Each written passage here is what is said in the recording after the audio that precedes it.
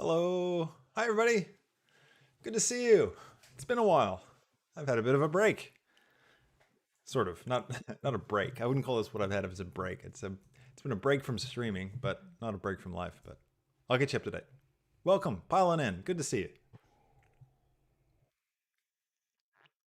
Thanks everybody. Oh, thanks 4K for the happy Father's Day. Appreciate it. That's right. It's Father's Day in America. I should call my dad. Called him yesterday. It's all good. It's We're a day ahead here in Aussie land. So, and it's actually not a Father's Day in Australia. Oddly enough, I don't know why it's different in some parts of the world. And Mother's Day is the same, like in the United States and Australia, it's the same day. But Father's Day is different. Anyways, I'll take two Father's Days. That's fine. But welcome everybody. Hi James Sharp. Hi C. Hawk Soren. And who else is here? Matthew, 11 times. Janos and M6 Beats, Landfear. Good to see everybody. Thanks for popping in today. Now, what we're going to do today, we're gonna have some fun. M6 Beats is a cool question. Out of curiosity, on YouTube he says, do you do client work as a full-time job or not? And how long have you been doing it? And is this field highly profitable considering the time for work you put in? Yeah, so I do client work as my full-time job. So I started out as a freelancer, and then I kind of started my own little studio where, I still technically work as a freelancer. It's just that I don't go into places typically. Like they send me stuff, I make it on my own machine, and I send it off to them. That's kind of how the work goes for me. And yeah, I'd say it's profitable. I mean, I'm not like, a millionaire or anything, but I think it's definitely, you can make a living out of it for sure. And there's some people that make a lot of money doing it, especially if you kind of work your way up and work for higher, bigger brands and start working directly for advertising agencies. And there's quite a hierarchy to it all. And it's also kind of hard to figure out what everybody makes because it's so, so people don't talk about that kind of stuff very much. But anyways, Landfair, good question. When is the Australian Father's Day? I don't know. I'd have to Google it. I can never remember. Anyways, hey, Electric Theory. Yeah, it's showing up in parentheses. Good to see you. Thanks for joining. All right, so oh yeah, I was gonna get you up to date. So I'm gonna do a little bit of an announcement on the channel, an official announcement, so that there's a bit more of a record for it. But I haven't been streaming because I've been really busy because there's been some crazy stuff going on. I don't know if you were watching Twitter a few weeks back, but Andrew Price put a tweet out saying that he had been contacted by Animal Logic to find out if there were any Blender artists in Sydney that he knew about. Now, I don't know if you saw that, but Andrew Price, of course, is Blender Guru, the donut guy. So I tweeted back at him. A few other people tweeted at him and said, hey, you should check out Chris Bailey. So I contacted him and said, hey, look, I'd be up for talking with him. Long story short, that led to a job with Animal Logic. So I'm going to be doing a 6-month contract with these guys. It's going to be pretty exciting. And I'm going to be helping them out on a new movie, which is going to be really cool. And what's really cool about it is that they're using Blender, and that's why they come after me. So they need some help setting up their pipeline and getting things going using Blender as their tool. And I'll be working specifically with the previs department. So we'll be doing previs, and it's for an animated film. And I'll give you more details as I work out what I can talk about and what I can't. But I'm still going to be doing the YouTube channel, so we'll still be doing the stuff. So it just might change my stream time. So I might be streaming in my evenings going for the next 6 months. But I'll let you know once I kind of work out the schedule and how it's all going to flow. But don't worry, I'm not going to disappear. I'm just going to keep doing stuff. But hopefully I'll learn some really cool things and be able to bring that to the channel a bit. And once I navigate all the NDAs and things that I can and can't talk about, I'll figure out what I can share with you guys and what I can't. And, anyways, once the movie's out, then we can talk more. But still, it's going to be really cool and hopefully really help boost the content here. So hope you guys are excited. That'll be fun. So I've never worked on an animated feature film before, so this is going to be my first time. I'll have a lot to learn. I've worked on live action movies, but never animated ones. So, but very excited they're using Blender. So more reasons to get involved in Blender. Because if you don't know Animal Logic, they're the guys who did the Lego movies. They did all the animation, the Peter Rabbit films. What else? They worked on The Matrix back in the day. They did Star Wars Episode 1. They did the visual effects for a lot of the Star Wars movies. Tons of stuff. Anyways, it's gonna be cool. All right, so what are we doing today? We're gonna do some Star Wars today. I was in the mood to do some Star Wars and do some modeling, and I hope you guys are excited. So here we go. Let's turn off. Where's the image? We're gonna do Boba Fett's ship today. That's my plan. We'll see how far we get, but I think we can make it. I think we can do this in a stream. So we'll do this as a tutorial. I'll try and do it as a clean run, and if not, I'll do another recording later. But anyways, this will be fun. Now, if you want to give suggestions for future tutorials, jump into the Discord. The link is in the description below, or if you're on Twitch, it's in the About section if you click on the About tab. And we've got a channel now there in the Discord for tutorial suggestions for Chris. So jump into that and smash out some cool suggestions. It really helps me out. There's a couple of cool ones in there. I'm letting them kind of build up a bit. And I'll start dipping into that soon. So that'll be really helpful for me. So anyways, David S. says on YouTube, hello, American dads. Hello, American dads. Cheers to dadhood and momhood. But I guess it's Dad's Day, so we can say cheers to dadhood. Man, being a dad's tough. Or being a parent's tough. Can I just say that? Oh, boy. Especially when they're young. Man. Every day. You get through it. You do it. But, man, it's not easy all the time. Okay, so here we go. Oh, yeah, the Owls of Gahul. That's right, 4K. Yeah, they did that one, too. All right.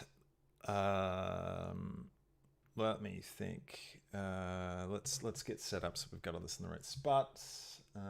That's all good. So anyways, this is the image that I'm going to base it on. I might save this, and then I can bring it into Blender.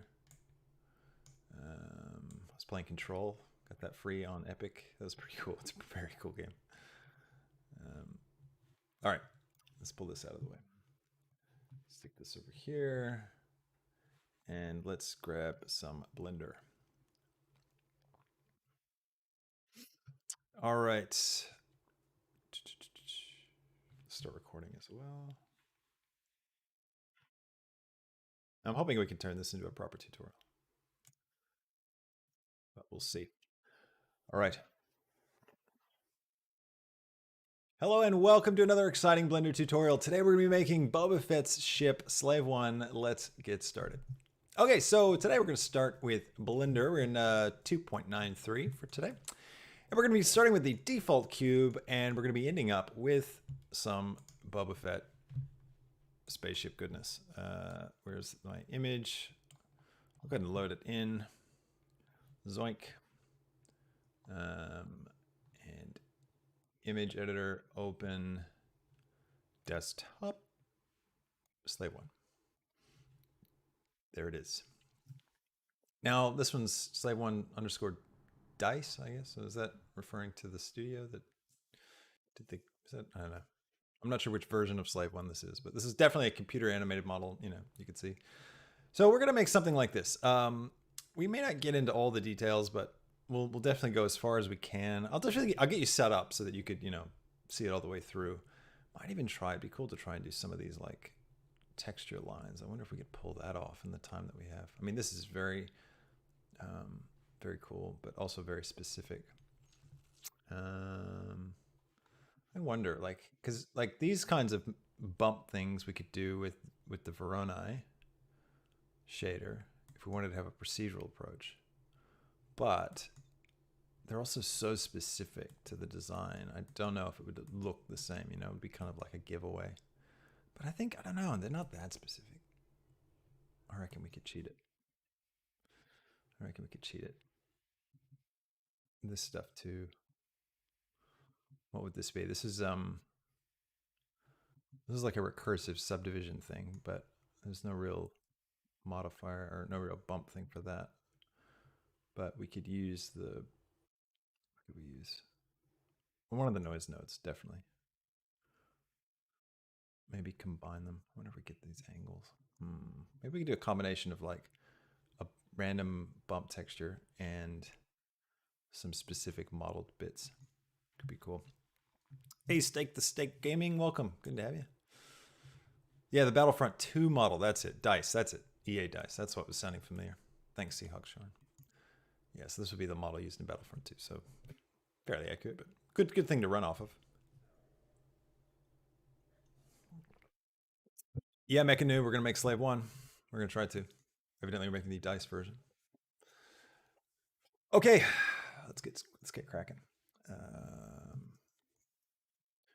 All right, so here's our reference image that we've got. This is taken from the EA Battlefront Star Wars games. So this model's done for a game, so it's a low poly kind of setup. But the this will give us enough to work off of. There's some very key basic shapes, right? We've got this main section up here, which we'll create as its own thing. This back section, it's a pretty simple shape. So I think we'll be able to model out kind of the rough version. Whenever you're approaching modeling, you want to always start with the basic large shapes and then you work into the details. Don't get bogged down to details first. So let's go and get going. I'll turn on my screencast keys so that you can see. Shout out to the screencast keys plugin add-on for Blender. It's very cool. Oh, do I already have it turned on? Is it?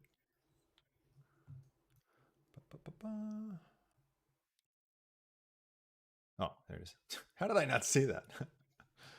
Wow, that's just embarrassing. Okay, now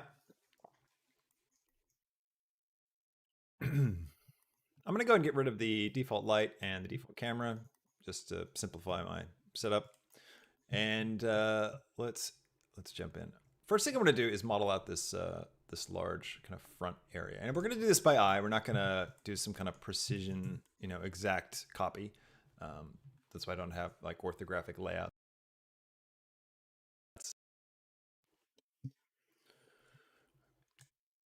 Bump my mic. That's still set. Testing. Yep, all good.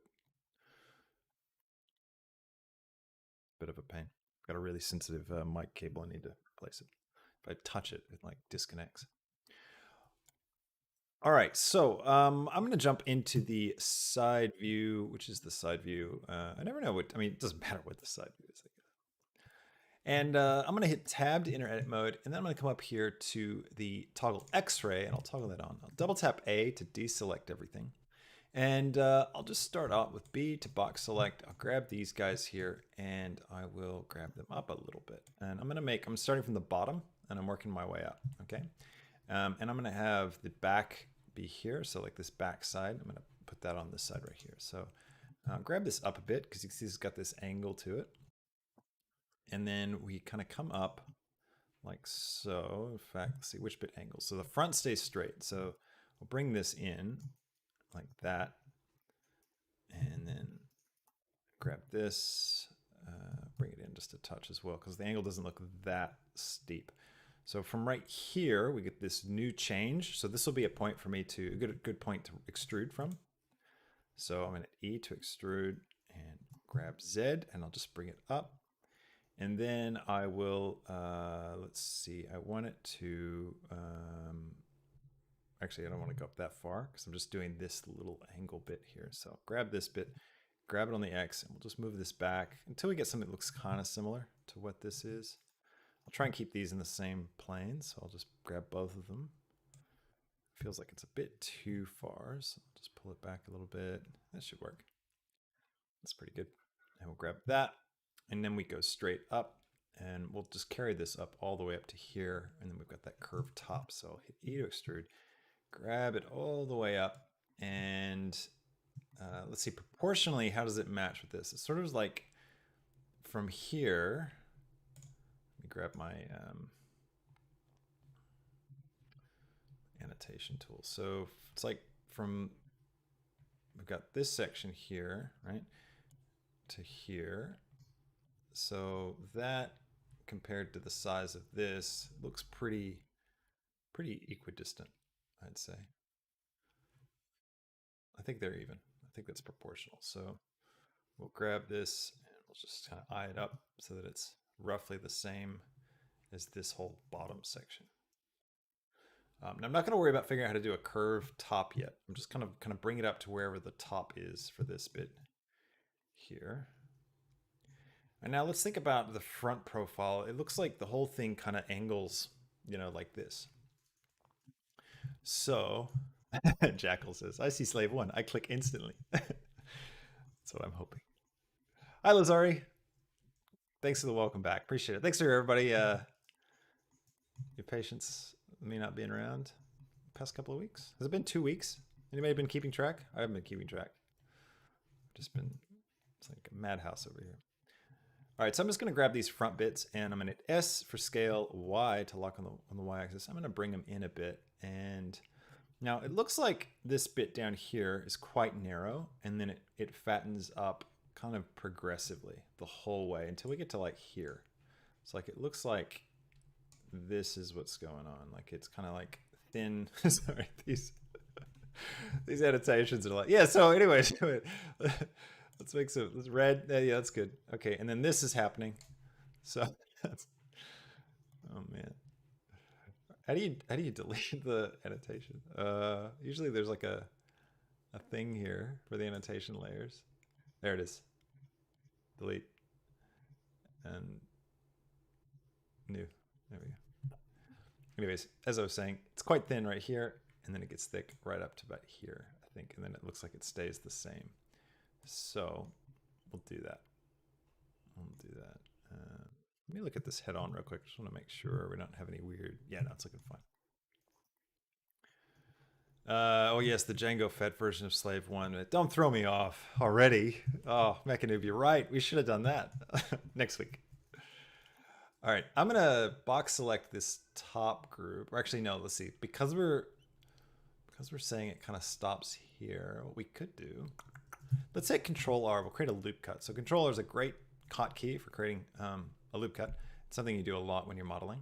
And we're gonna just divide this section in half. And this is gonna be where the thinning of it kind of reaches its maximum point. So if I grab these guys like this and then scale Y. Now, what I want to do is have basically like all of this be like a linear progression down. But if I turn on my proportional editing and go down here to linear, and now I can scale Y and then roll up my mouse wheel to expand that circle until it encompasses everything. And you can see what it does is it basically creates this linear fall off, so I can get this nice angle. So I'm just going to bring this out a bit.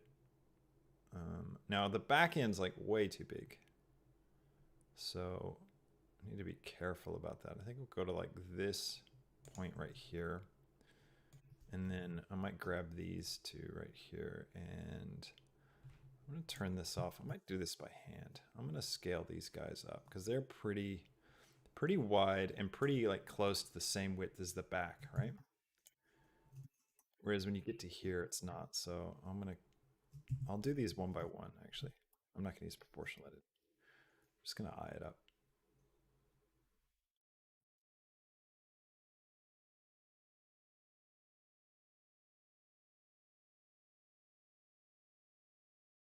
These guys, bring them in a little bit further. What I could do is I could use the annotation tool to help me out. So if I go to View, Annotations, New, and then what you can do is you can grab the annotation tool. You hold down Shift, or sorry, click to start, and then you hold down Shift. That's not going to do it. Annotate line, that's it. So if I click, I can bring this up as a straight line, right? And then I can use that as a reference point. Both sides. So now I can go into edit mode. I can scale these out so they line up. Oops. Deselect that. Bring these guys in. Yeah, that's good. And get rid of that annotation. That's a handy little tool. You don't really think to use it much, but it's quite good. All right. So we've got all of this looking pretty good. We do need to bring in the back too, though. So let's do that. I'll grab these 2 points. Scale Y. They're pretty much, it looks like they're about the same, right? But then maybe just out a touch. So it flanges out a little bit. I'll grab these two. I'll bring them in like this.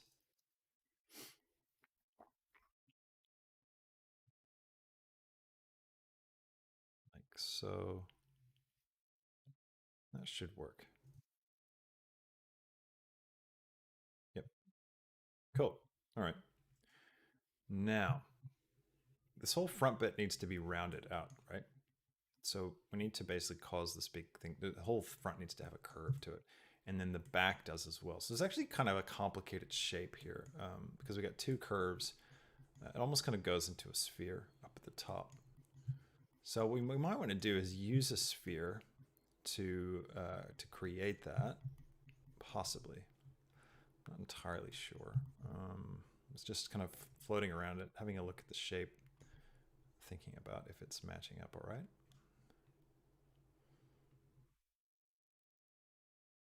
All right, I'm gonna hit Control R, do another loop cut, and I'm gonna do it right down the center. I'll just click, and then I'll hit escape without moving my mouse. So what that does, I mean, if you move your mouse, you can still hit escape, and it'll always be right in the middle. Because when you Control R and then just click, it's always gonna put it in the middle of all the vertices that you have. And so, yeah, that just means it's gonna be dead center in the middle of stuff, which is helpful. So what we could do is we could take this group, right? Just select these guys. And then I can grab them on the X and bring them forward. And that's not going to curve everything, but what it's going to do, it's going to set it up to be curved. So if I add on a subdivision surface modifier, this is going to curve out. I'm also going to rotate it on the Y a little bit so that it kind of comes out like that. Again, we're just doing this by eye. We're not really worrying about precision, and that's fine. So yeah, so the subdivision surface modifier will curve this for us now. So now we need to figure out how do we curve the top. Now that curve will start from here and it kind of goes back, right? So just thinking about what's going to give me what I want with this.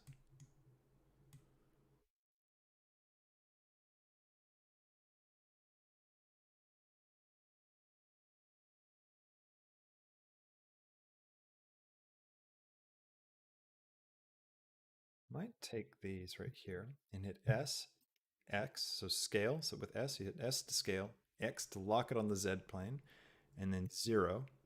We'll flatten them out so they're all at the same point on the X. And now G to grab and X to lock it on the X, and we can bring it all the way back right to, actually I'm going to bring it all the way back. So I'll double tap G, and this will slide the vertexes along the edge that they live on. And if, that means I can bring it all the way right back. So now they're the same spot as these guys up here. Now if I double tap G again, I can slide them along this new angle, right? And this will bring them right down like so. Now what I can do is I can switch over to the normal for transform orientations, right? And if I grab my handles, is that going to give it to me? Nope. That's all right. Let's switch back to global and wait, what about local? No. Now what I can do is I can, let's see, grab Z and bring them up, grab X, bring them out a touch, and this will create this arc. Now, it needs to maintain the roundedness along the sides as well, and this is where I'm thinking we might need some kind of circular shape to do that, but it's gonna be a little bit hard to tell until we get, until we actually get a subdivision surface modifier on this. I'm also thinking we're gonna need these to come around. We'll solve that in a minute. I'm going to grab these two and grab Z to bring them down. I might lock them on the same plane as this. So grab Z, turn on snapping and switch to vertex snapping, so that little magnet. So if we grab Z and then bring our little mouse pointer to these guys, it'll snap them the same Z plane as those dudes. And there we go. Yeah, Mechanu points out this would be easier with box cutter. That's right. I'm trying to teach the fundamentals here. How do you do stuff when you don't have box cutter or any other really awesome add-on? Okay, this thing's messy. We're gonna have to, we'll figure it out. Let's go ahead and put a subdivision surface modifier on it so we can see what things are starting to look like. And I'll turn it up to 2. And then I'll also come to here, right click and shade smooth. And then let's think about how we need to shape this stuff up. All right, I'm gonna hit Control R to create another loop cut down here. I'll just snap it all the way down here and then Double tap G to slide it up just a little bit. That'll give us this harder edge. You can see like that. And we could also take this polygon down at the bottom and we could hit, actually we need to flatten it out. So let's, how do we do that? Let's take this. It's actually a little bizarre. Why would it? Oh, this vertex is off. So I'm going to grab Z, turn on snapping, and no. What's going on? Getting like an optical illusion or something?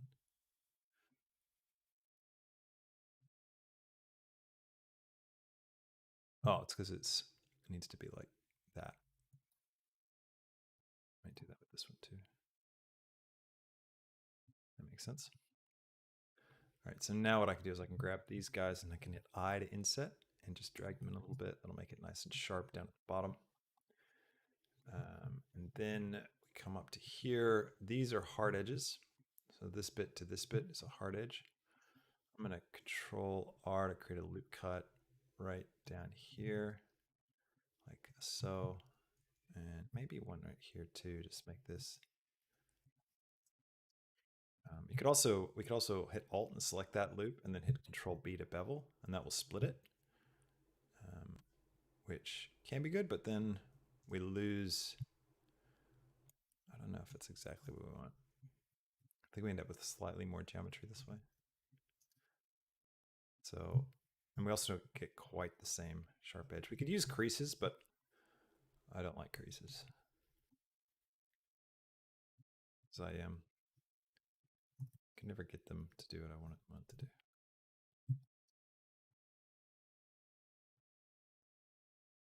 Is that what I want? That's not what I want. Let's get rid of those. I need to think about this. I'm going sloppy. All right, well, the back we need to be flat, so I know that we can grab these like this, and we can hit I to inset. Don't forget those guys. Yep. So I to inset and drag it in a touch. Actually, do we get everything? Yep, we did.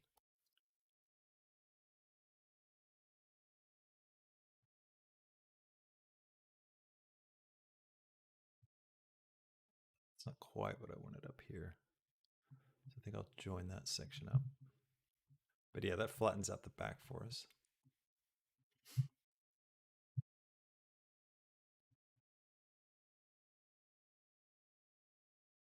All right, so let's connect these guys up. There's a way of doing it. It's like if you hold down Alt or something, Alt S, I think when you do it. Actually, let's figure that out because that's really useful. If I hit I to inset, where's my inset hotkey thing? It was F9. Does that bring it up? Oh, that's weird. Where is it?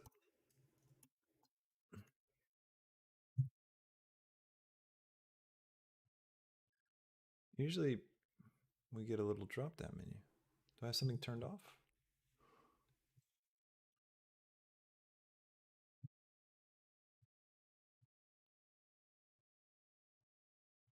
Yeah, so there's extrude and move.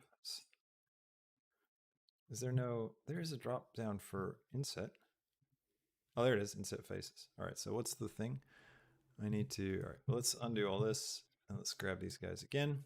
So we'll grab all these faces along the backside. We'll hit these two down here. Is that everything? Yep. All right, so we'll hit I to inset. We'll just click and then we'll get this pop-up menu here. And I want to, let's see, offset.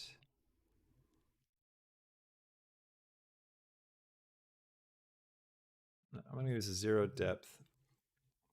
Now, what is it? Boundary? No. Edge rail, outset. Select. No. Visual? No. Interpolate. Oh, okay. I guess it is doing it. It's just all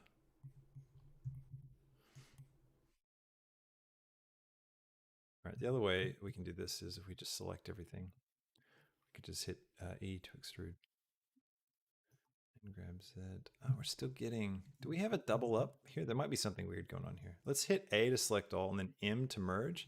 And then by distance, yeah, 6 vertices removed. Okay, so that was going on. We had We had some doubled up vertices. I must have had an edge loop that I didn't undo or something like that. That happens. Merge is really useful for figuring out problems like that. So now if I hit inset, you can see it's actually behaving properly.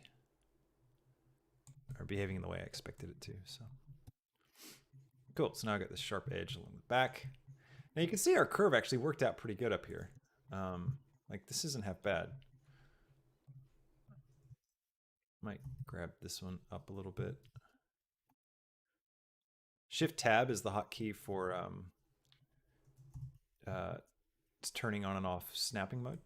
So it's really helpful if you're modeling and you've grabbed a vertex and you're like, oh, I really want to snap this, but I don't want to unclick it and go up here and click that. You can, while you have it selected, you can hit Shift Tab and bam, it'll lock on and you can do that.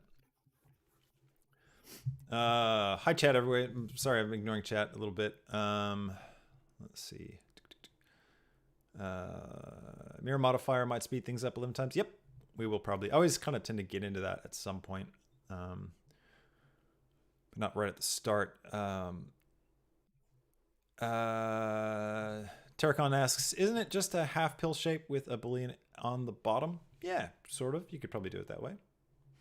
And then disk behind it. Yeah, that would work. See if there's any other questions. Alt S scales long normals. That's right. I always forget that. Hey, Oreo, welcome. Hey-o. Slothful asks, how can I get good looking motion captures because I'm somewhat new to Blender and have only done it once and it was kind of jittery. Yeah, motion capture is really, really, really tough. Are you using a suit like a Rococo or something like that? Or are you just tracking points? Let me know. All right, I'm just looking at the shape again. It's more, it's less tapered at the top. I feel like from here, like this whole section up here is not as tapered as what we've got. So I'll look at it from this front. Okay, with tracking points. Yeah, it's really tough. Ian Hubert's got I got a good tutorial on tracking. I think it's a good tutorial on tracking. Actually, I haven't watched it in a long time. I can't remember how good it is at following like the basics, but I mean, it's just really hard just to validate, I guess, what you're doing. It's hard to get things working right. I don't have any tutorials on the topic on my channel, unfortunately, but anybody else know any good tutorials for motion tracking? You could paste in chat. You could also join the Discord if you're not already on there, Slothful, and post some stuff. There might be some people there that have done some cool things with it. Okay, let's see. This is all looking good. This is looking better. Yeah. All right, so that's the front section. Oh, yeah, we got to get the card section at the back, this thing. So how would you do that? So we need the subdivision surface modifier to behave so that it's sharp here. We could do this a couple ways. We'll try using creases, even though I don't like them. And usually I don't like something because I don't know how to do it properly. So that's.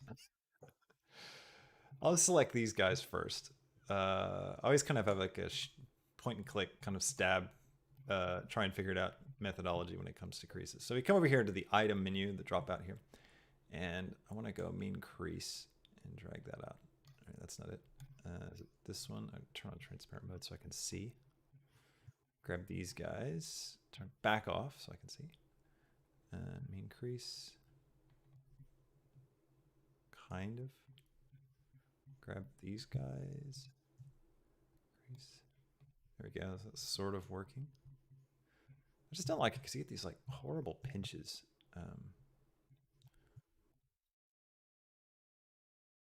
These guys.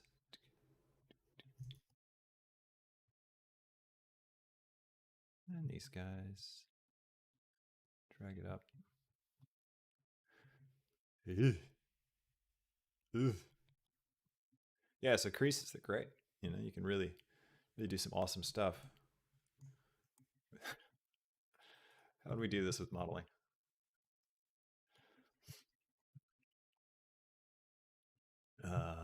Let's see.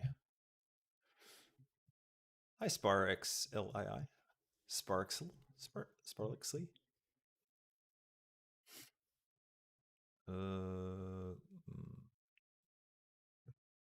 coffee break. Yeah, just go watch all the default cube stuff. Yeah, that's true. He does have some really good ones. I could ask him for a recommendation. Curated tutorial. All right, let's see. All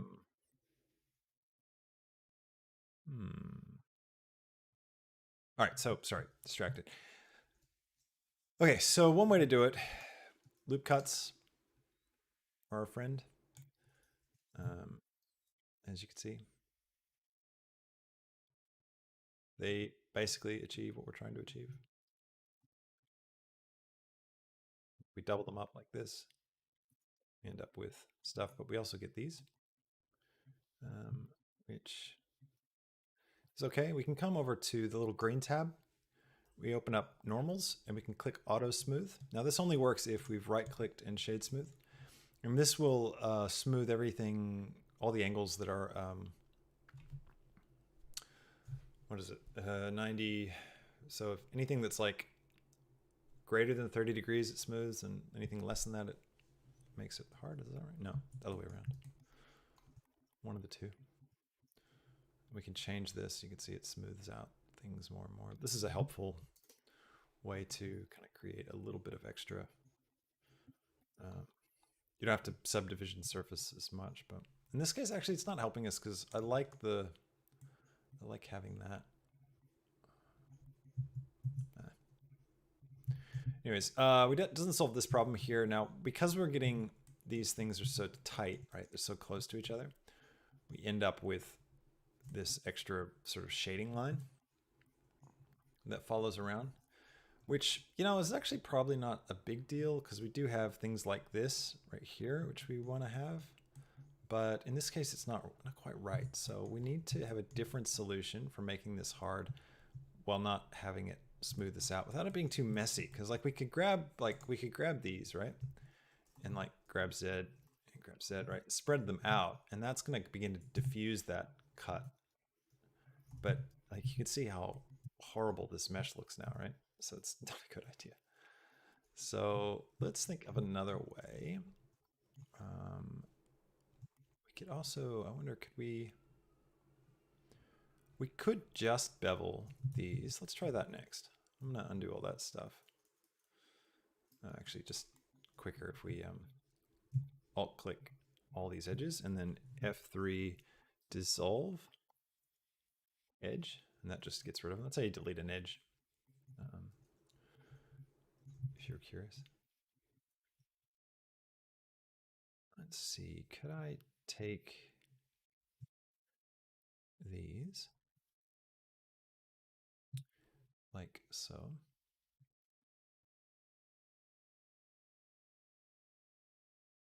And then bevel them. Control B to bevel. That kind of works. You can see we get the hard edge, but we also get this really, really horrible grossness.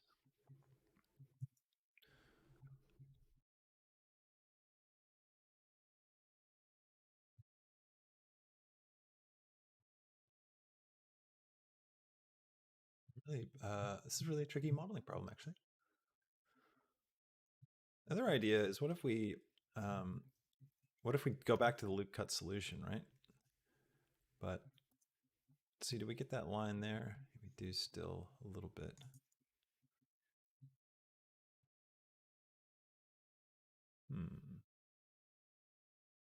Do we get it if we use the bevel tool on the whole loop? We control B to bevel.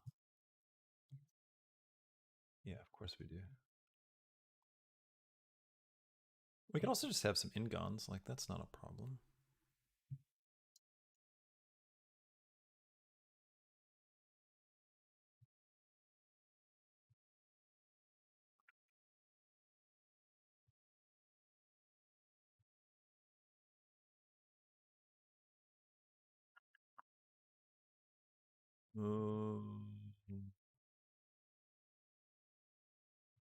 Hey, Murdoch. KSSO. Does that mean that means what is this, right? It's the Slave-1. Do I have that right? It's either Spanish or Portuguese. I can't tell. Or something else.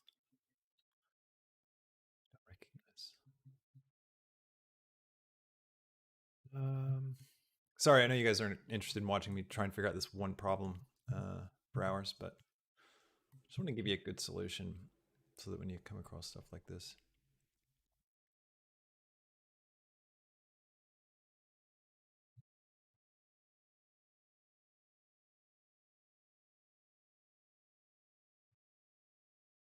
yeah, I don't like creases.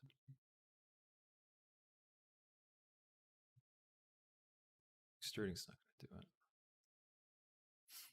Let me know if you have any suggestions in chat.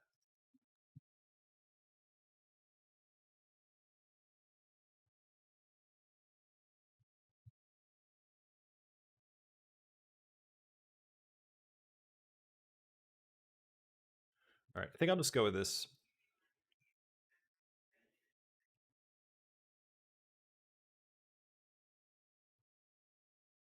That.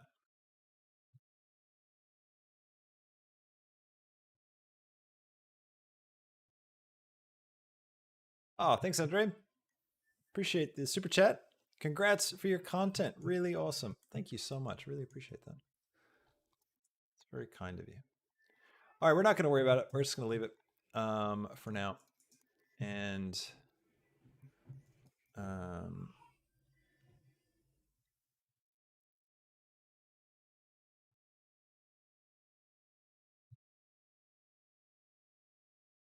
we are going to do the double up.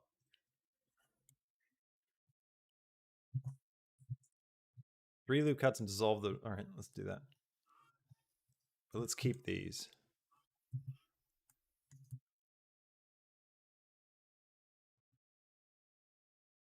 Actually, it might be good to get rid of that. Let's see what that looks like. All right, so let's go F3 dissolve. Yeah, we still get that gross chunkiness right in there if we dissolve that. What about this one? F3 dissolve. Yeah. It's just going to confuse the shader too much and just going to cause a bunch of weird issues. So we are probably going to do that messy version that I said, you know, let's try not to do. But if I double tap G, we could just slide them along like this. Double tap G, slide that along as well. Turn off snapping. Grab this one, and this one. We can double tap G and grab these.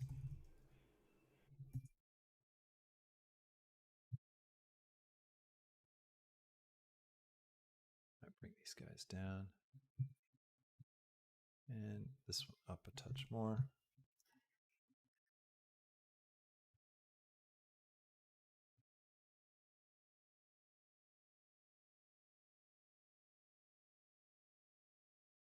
Still a little bit of weirdness, but it's not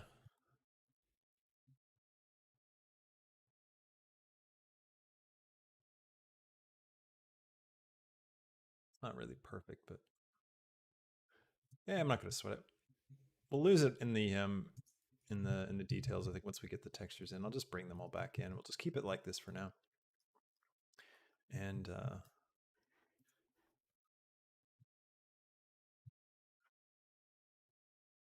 it might be because, actually, let's look at it from the front.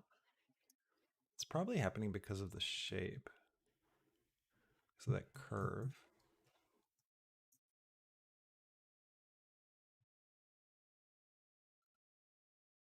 Let's try adding a modifier. Let's just add the weighted normals modifier.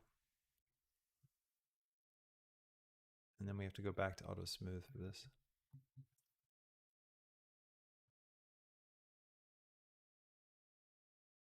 No. That's not going to do it. Corner angle and face area threshold.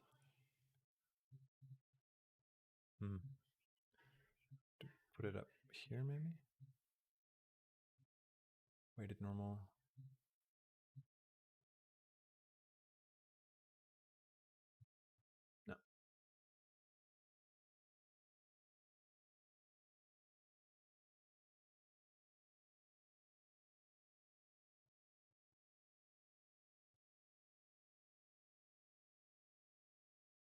All right, well, we spent way too long on that. Anyways, welcome to the joys of modeling. How long have we been going? 38 minutes. I'm just a bit rusty. It's been a while since I've done a stream like this. Anyways, when in doubt, ignore the problem and keep pressing on. That's life lesson number one. It's just gonna bug me to no end. That's all right.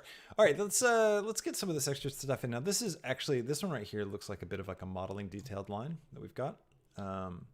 So let's add that in. That's a little bit higher, so we come up a bit from this. So it's right around it here, and then we've got the dome area, which is kind of this section here. So let's figure that out. I will come to right here, and I'll come down a little bit, and this will be where I do this little inset kind of geometry section here. So what I'll do with this is I'll Control B to bevel, hold down Shift, and this will bevel it out. And then actually what I'm going to do is Control B to bevel, do that again, hold down Shift, but then roll my mouse wheel so that I only have one, or I don't have like a middle cut. So I'll just come out a little bit like this, and then I'll switch to face mode with these guys selected. And then what we can do is we can hit E to extrude, and then S to scale. And again, I'll hit, let's see, Shift Z. This will prevent it from scaling on the Z. It'll only scale on the X and the Y. And I'll go in just a tiny bit, right? Holding down Shift again. And then I'll hit E again, and then scale, Shift Z, and then go in like this. And that gives me a nice firm line around the ship like that. And then we've got this section here. So let's figure that out. So we want to have kind of a sort of a curve area. It's not all the way, doesn't go all the way to the edge. I think we need to create some more loop cuts. So here and here possibly. Or what we could do is we could inset these top faces. So we grab this one, and this one, and we can inset those in. Let's try that and see what this does. So we'll inset them in, and then, yeah, that kind of creates the natural shape that we're looking for. So we'll do that. We'll inset those. And then what we want to do is we want to E to extrude. And then we're going to just kind of go in a tiny bit. So let's go in on the X. So grab X and hold down Shift. And again, we're just going to do it like just a very small amount. And this creates a doubled edge, which allows for a sharp edge when using a subdivision surface modifier. So now let's hit E again and grab X, and we can pull this in. This will give us an idea of what we've got in terms of the shape. And then I might do it one more time. E, grab X, and bring it just a tiny bit. So you can see what that did. That helped us create this shape. Which is not quite the same, right? It's curved at the top and the bottom, which is correct, but we need to have this sort of hard edge, so we can do that with a loop cut. So let's see, how do I want to do this? It's kind of like that.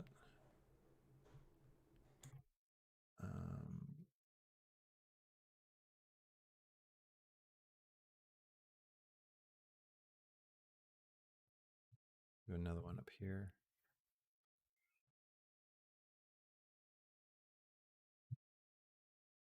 Not exactly right, but it's not bad either. We're also getting some weird like shapes now on the side because of the way those loop cuts kind of push things in. So if we go to transparent mode, we can correct this a little bit just by kind of grabbing and moving things around. Like so. And when you're in one of these side views, you don't have to worry about it moving off like in the direction that you can't see, right? So right now we can't see anything on the Y direction. So if we just hit G to grab, we're not going to be moving it on the Y. We're just moving it on the X and the Z. And that's helpful to know about. Out of X-ray. I'm kind of popping in and out of X-ray so I can see what it looks like without any issues. Now this hasn't worked for us, right? There's some weird bulge here now, and so it's not quite. Again, this is a good use case for box cutter, but I'm determined to do this without the add-on. Let's think about this. How else could we do it?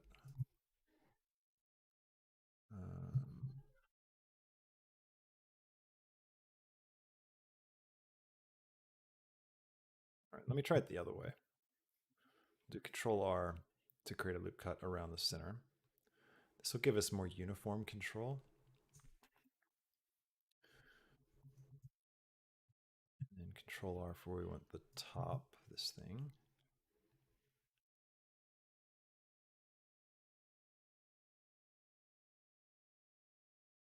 It doesn't kill our curve. That still looks all right.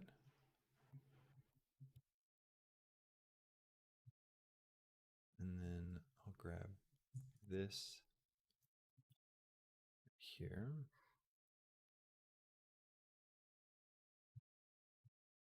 If I double tap G, is that gonna, yeah, that strengthens that edge, which I don't quite want.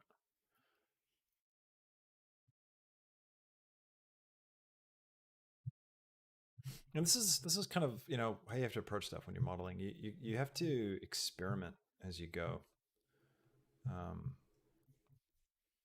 to get the result you're really after sometimes. All right, so let's inset these guys. That. And our shape. You can see all this stuff starts to really affect the overall shape. We have to be a little bit careful.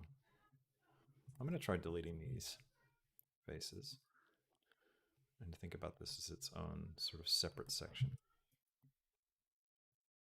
Got this big curve. Let's get rid of that.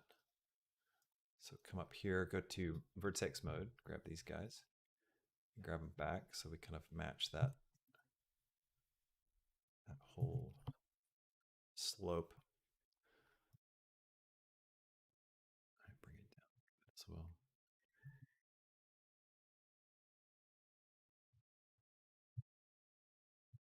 Now there's more like a curve right there, isn't there?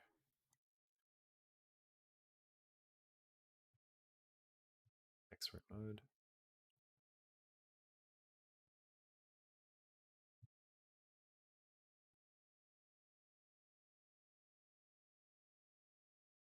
Try bringing these forward. See you, Oreo. Thanks for joining. Sleep well.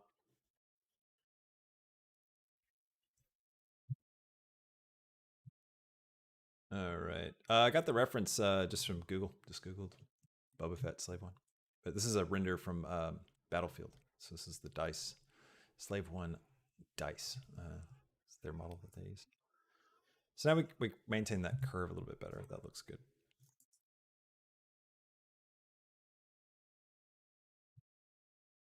Still don't have this kind of hard edge. It's amazing, like the amount of challenges that you run into with a model like this. When you look at something and you think, oh, this is kind of a simple setup, and then you actually get into it and you're like, oh wow, there's all these little things that are complicated and a bit hard to pull off. So we could try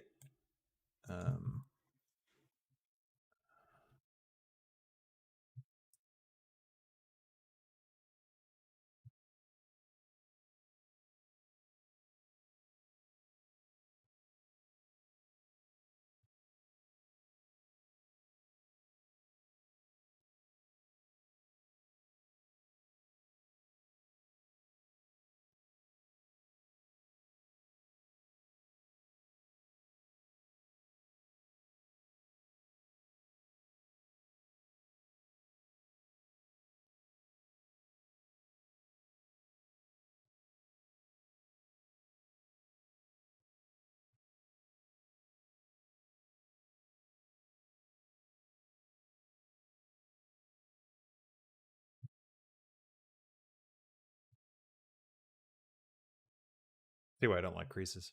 I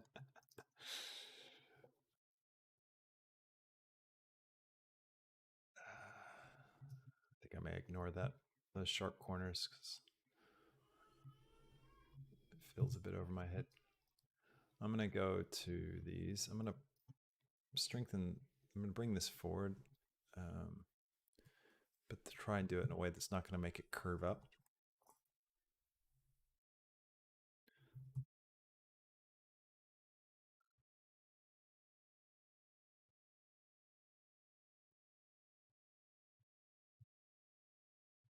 that pulled it off.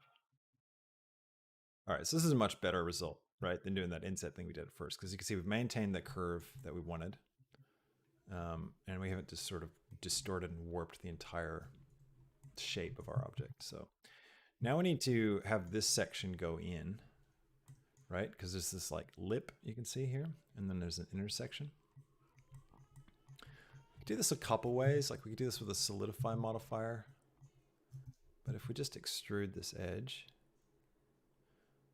we should be able to just bring it in and maybe take these guys up here. Let's go to transparent view. Bring them down a touch so they're not just completely intersecting. Actually, I'll bring them forward. I'll turn on snapping and I'll grab them on the X and snap them to there. That'll give me a lip right around the whole thing. That looks pretty good.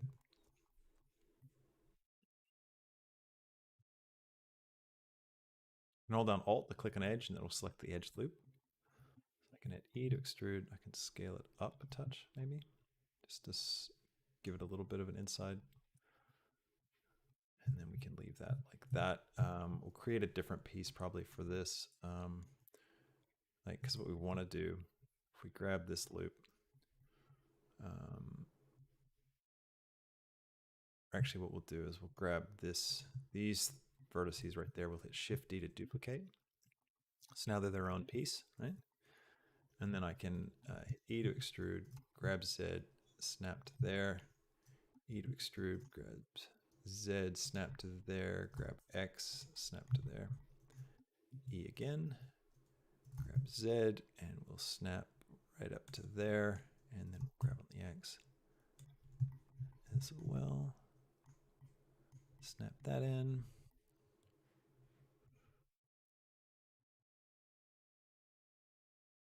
Just like so. And now I can hit L to select everything that's linked. So that's that whole section right here. And we can make this its own separate piece. So I can hit P to separate by selection. And now it's a different piece of geometry. We can shade this smooth. And now we can do specific things to this. Like, you know, scaling up. Might grab these guys and turn snapping off. And I'll just grab them on the Y. So they intersect the mesh a little bit more.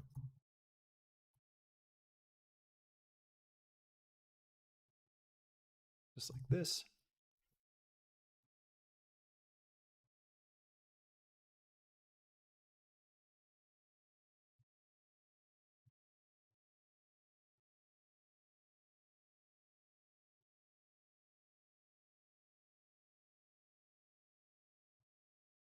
And this is a little bit messy, but it doesn't really matter because this is kind of being masked out or hidden by the geometry that we've made. So that's a good way to kind of create those two objects.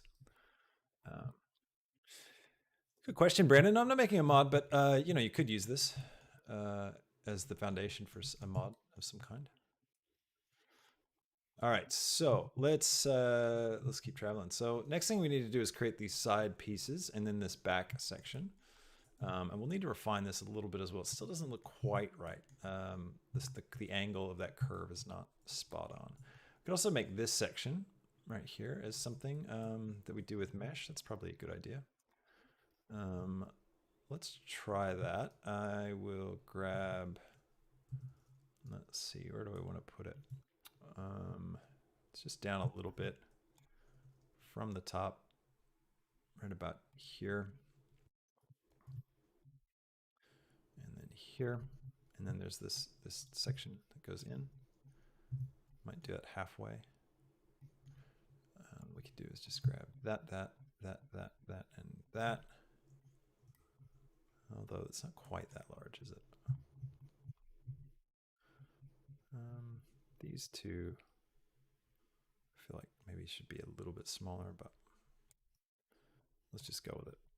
Go with it. I'll hit I to inset, bring them in.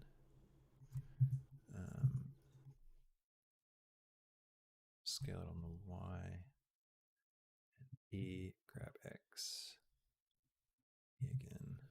Now again, we're going to have the same problem. So we got all these curves. And this is the issue with using a subdivision surface modifier to kind of build stuff that have hard edges and soft edges. Because in order to get these things sharp again, we end up having to make more loop cuts, you know, and then it gets messier and messier. The mesh starts falling apart. You get weird pinches. We get all kinds of stuff. So it's not always the best approach. I think I'll get rid of the inset because the inset's creating too much extra geometry. And the key for something like this is figuring out how to keep that geometry as clean as possible. So what we could do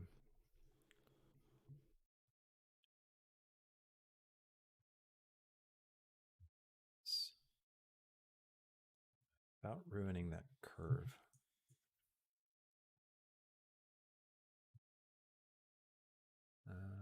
we could take, so we could have one more loop cut through the whole thing there. I mean, that would technically do it. But see, that's also going to change the feel of the whole object.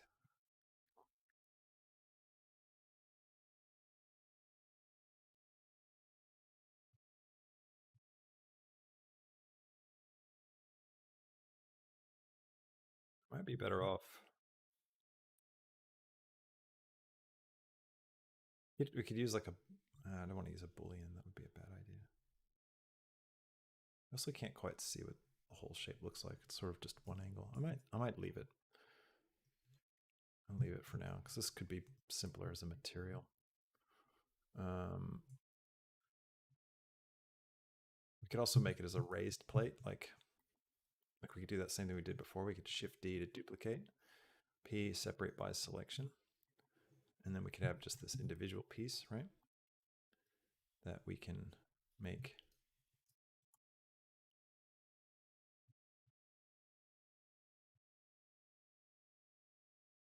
as boxy as we want without having any issues. I could even get rid of, I don't want to get rid of the subdivision surface.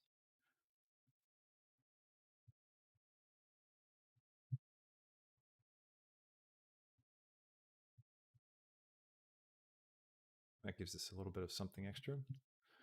And then to like get it to come out on the sides here.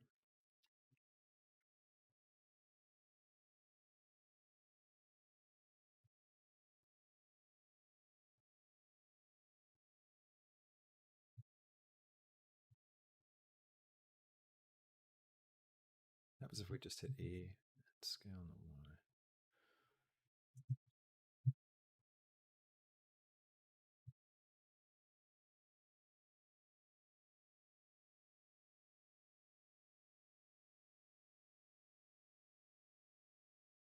Yeah, it's a good point, 4K. You know, it could be cool to start with, could have been cool to start with a cylinder. So we've got that rounded foundation to begin with.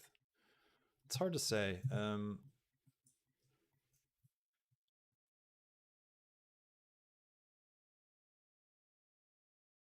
Yeah, it's hard to say. All right, anyways, let's keep going. I'm going to make this, maybe let's just do the big back section next. So that's pretty much just a sphere, right? UV sphere scaled up. And then we scale it on the Y. So it's got that narrowed shape that kind of fits.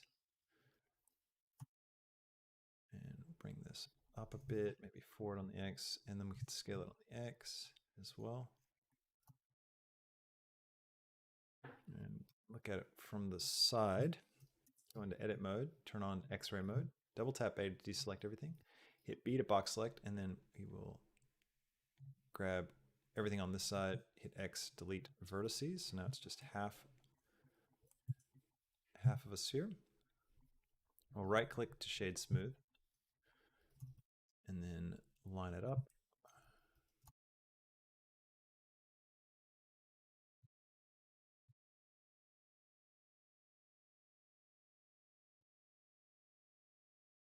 Now, how high up does it go from the top?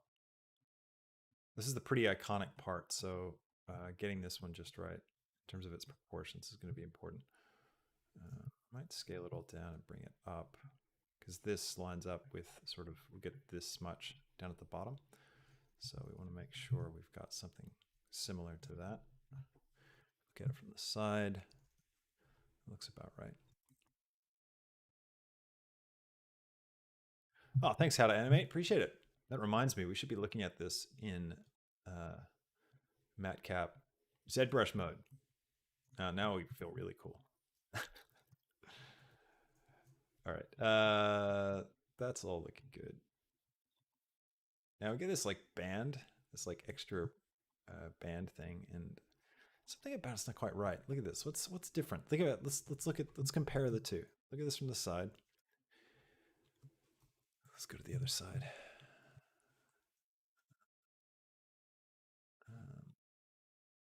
There we go. If you click on it, it'll switch to the positive or the negative. You can see how this curve, like it curves right into the sphere. But what's ours doing? Ours is curving and then it's kind of going in. So I feel like there's something not quite right with this. Get my annotations out. So what I want is I want it to curve, right? And then like immediately hit the sphere. And then this bit, which that would mean it would intersect like this. So maybe the whole thing's just too large, too thick going back. Maybe this section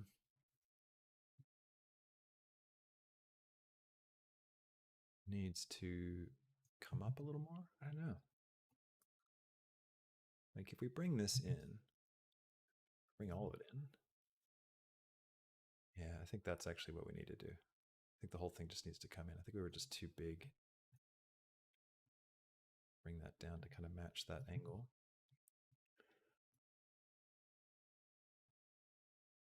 Let me bring this in.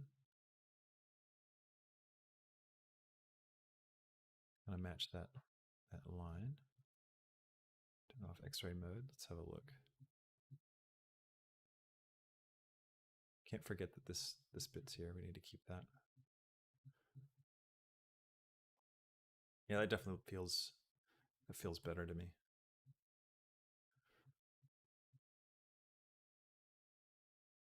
All right. Now next up we've got these sections. Oops. So these circular bits. We got this weird shape we got to figure out. Look at that. That's bizarre. So this sphere actually kind of is cut between the top and the bottom. And it happens, looks like kind of in line with the visor. So the visor's here. So it would be kind of this section right here. So if we switch to face mode,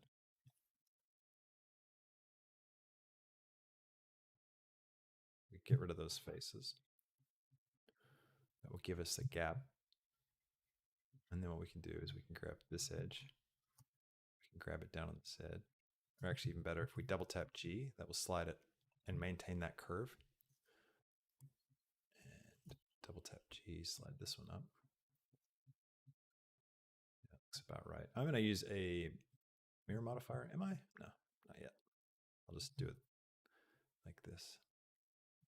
Mirror modifier is great for modeling. The reason why I haven't used it yet is because sometimes it can give you a different, I don't know. It's just a preference. I just haven't hit a point yet where it's easier for me if I'm using the mirror modifier. I guess that's the best way to put it. If you find yourself doing a lot of detail on one side of something and then you're going over and going, oh, I've got to do all that again, that's when you want to use the mirror modifier. All right. Now let's get, these are going to be spheres as well. So let's grab Shift A, Mesh, UV Sphere, grab Z, bring this right up here, grab X, grab Y, grab X, bring it forward a little bit so it intersects. Bring it down. Let's figure out, where is it? These kind of line up. They fit inside the curve of the windscreen thing here. Let's scale this up as well. How far do they go out? They don't go out heaps far. I'm going to rotate this so I can actually just like cut a clean circle out of it. So because so if I go to face mode, right, and I hold down the Alt key and select this loop, I think like if we select all of these and hit X to delete those faces, and then we grab this top bit, just go to X-ray mode and box select that whole top section, hit X, delete those faces. You can see by cutting it along the edge, we end up with like a really clean circle, you know, whereas if you tried to create a circle by selecting faces and stuff at this angle, it wouldn't really work. So now what I can do is I can rotate on the X. It's not quite 90 degrees. It's like off just a little bit. And it looks like we deleted too much. So let's bring it all back. And let's go ahead and edit mode. We'll just line it up first. So just off from 90 degrees. And let control minus on the numpad, and that will decrease the selection. So that takes sections away from it. I'll go ahead and select the front again, like that. And let's think, is this the right size or a bit less? Maybe a bit less. So again, with the control minus and then X to delete faces. Shade smooth. Yeah, I think that's pretty similar. Rotate it up a little bit and I'll scale it down. Try and get the proportions right. Now it looks like this machine section, the center bit, intersects this sphere kind of right down the middle. So I'll line up the origin point with the back end of our object. And then let's take this whole thing. Let's bring it down a bit. Line it up here. And then let's make sure we haven't lost the overall look. Then we can let's grab this vertex and let's double tap G and just slide it up to here. Double tap G, slide it up.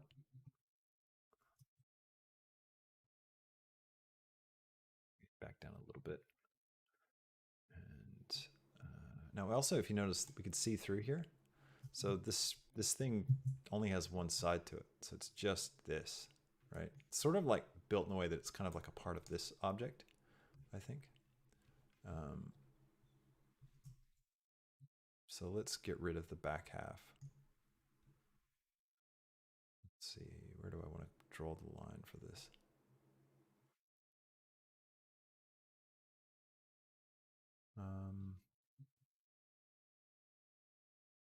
Go to face mode.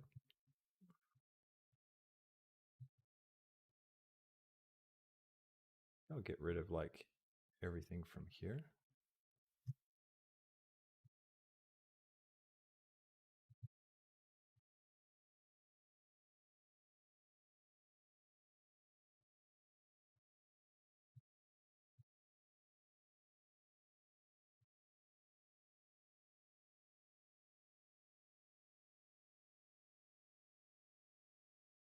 Just rotating it a little bit.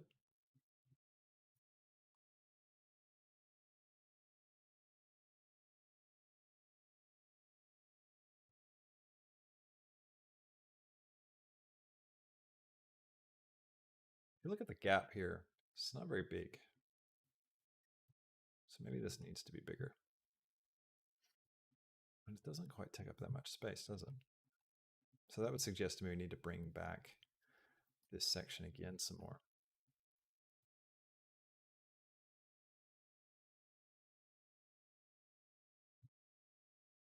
Anyways, let's grab these guys. And I'm going to go ahead and use a mirror modifier because you can see I'm doing a lot on one side but not the other. So let me switch to X-ray mode, look at this head on, and use the B to box select. We'll grab everything on one side. And we'll hit X to delete those vertices. And then we'll just come over here to the modifier, mirror modifier. And we will mirror it along the y-axis, just like that. And I'll turn on clipping just in case we get anything that crosses over the border. And turn it on there. Oh, thanks, Blake. Appreciate the congrats on the jump in subs. Yeah, we had about 13K for a little while. That's right, not too long ago. We're almost to 20K. I know we're crawling our way there, bit by bit. Bit by bit. It's the slow grind, the YouTube grind. All right, just lining these up.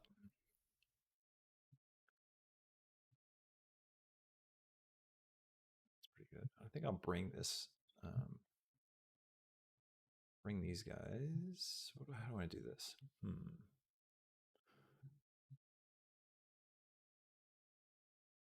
I could just snap them to this surface. Like if I turn on snapping, right?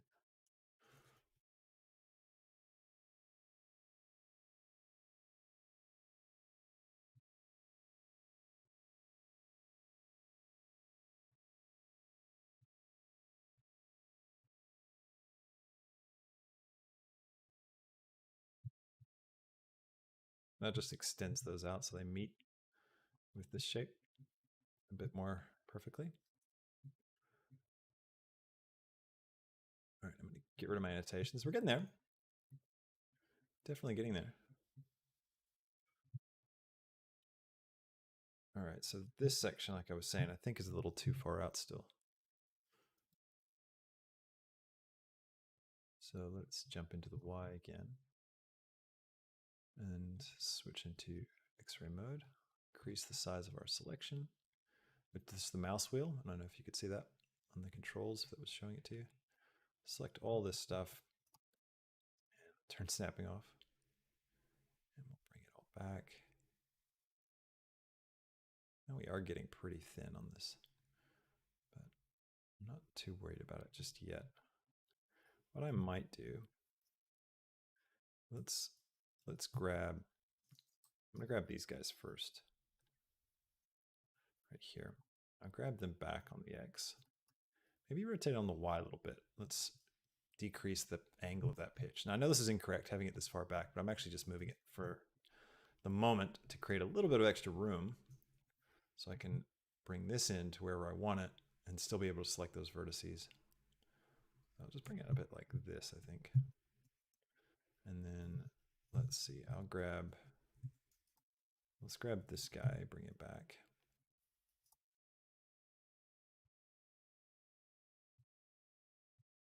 C is the brush selection tool. So that's what I'm doing there. Let's jump out of X-ray mode again to kind of have a look at how that appears. These guys both back.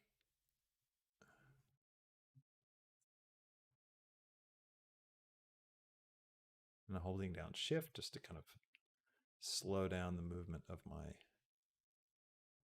input.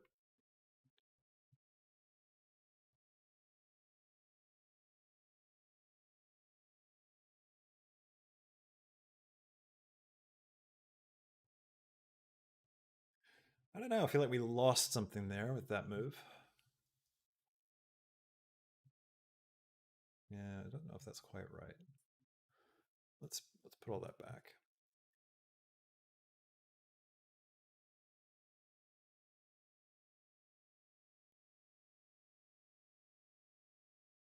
Oh, am I out of undos?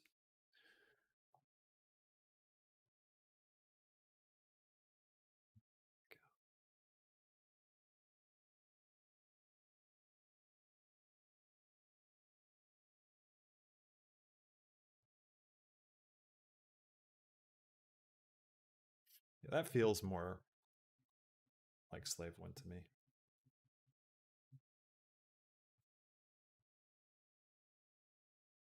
This guy's back.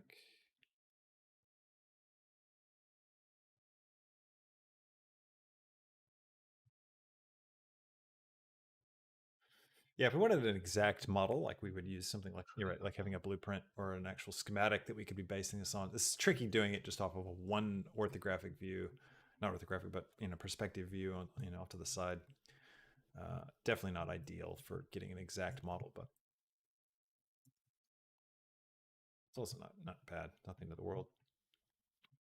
Okay, so let's take this up. I want to thicken this a little bit. So I think I might just use the solidify modifier. So come here to solidify, and let's go for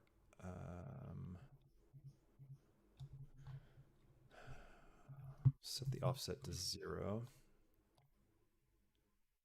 And I want it to go in and out though. So maybe I do an offset of 1, so it's going to go just in. And if we go only rim,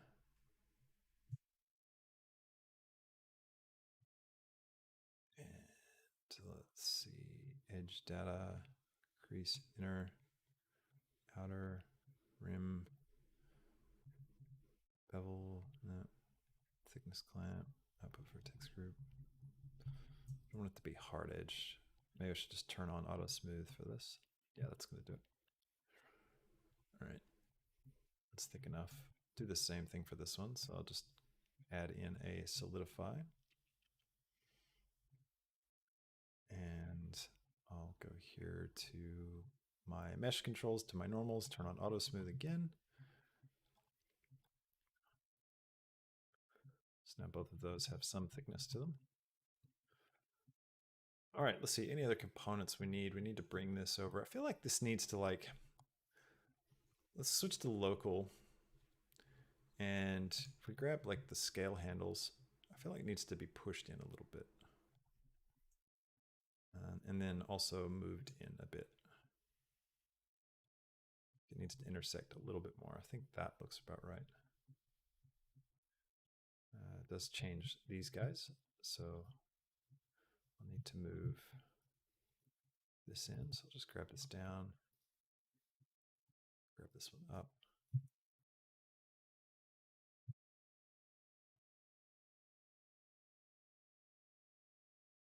Do it like that. And I'm going to mirror this over. So what I want to do with this mirror is I want it to use the center point of my entire scene, not the center of this object, to mirror. So I could do that a couple ways, but I'm just going to use the mirror modifier. So I might just join it to this mesh, to be honest. So if I hit Control J after selecting both of them, it will join this into one mesh. And because I had a mirror modifier on this already set up to use the center, it automatically used that. And so bam, it worked. Looking good. All right, now we got these wing sections that we need, and we need these sort of mechanical bits. I'm gonna get rid of these annotations because they're getting a bit too heavy. Where are they? Why can I never find?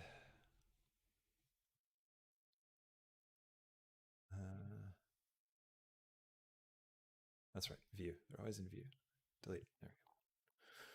All right, so what is this thing? This is pretty complex, this whole section. We're not doing the back. We're just going to be focusing on this. We also need this top curve bit.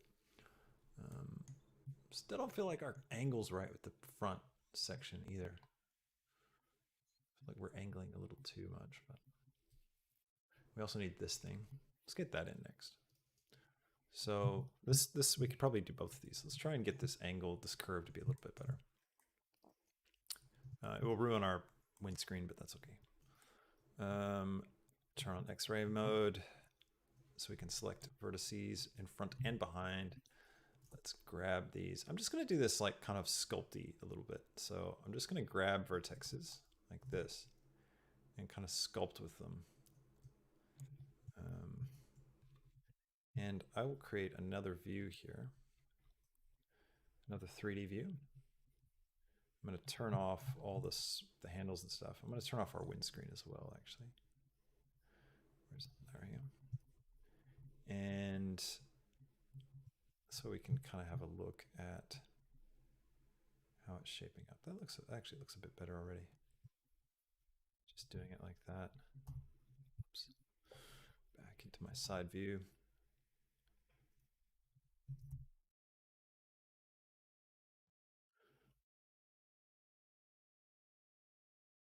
Yeah, that does look better.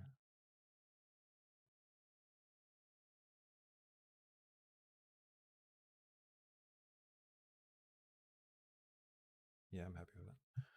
All right, so I'm going to select some of these faces, select these guys like that, and I'm going to hit Shift D, and that will duplicate it. So now it's a separate piece. I'm going to hit P to separate by selection, and this will create a new object in my scene, which has all the same modifiers, so that's why it still has the subdivision surface modifier on it. And now I can use this to create these little extra bits. So I'm going to hit E to extrude. Oops, both of those selected. So E to extrude, grab Z, bring them down, and then scale Y just to kind of fatten them out a little bit. A to select all. And, you know, we could just save time and use the solidify modifier again and turn on auto smooth to get the nice crisp edge. And I'll come up here and I'm going to turn the offset the other way. So it's going out. I'll move it up a touch. Looks good. I feel like it does need to go back a little bit. So grab X, grab Z.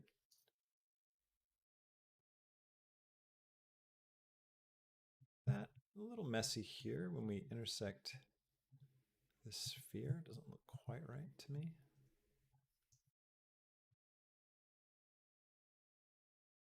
We may have to live with that.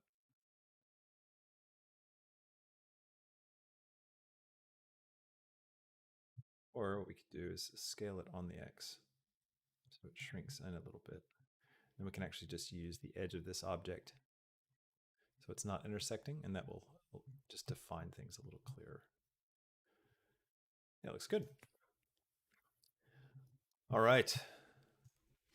Can't think of a name asks, when exporting these hard surface models or models that are in one piece or in pieces to FBX, OBJ, and straight into a game engine, would that be bad, or do you need to merge everything? It depends. There's a lot of different ifs and buts in that.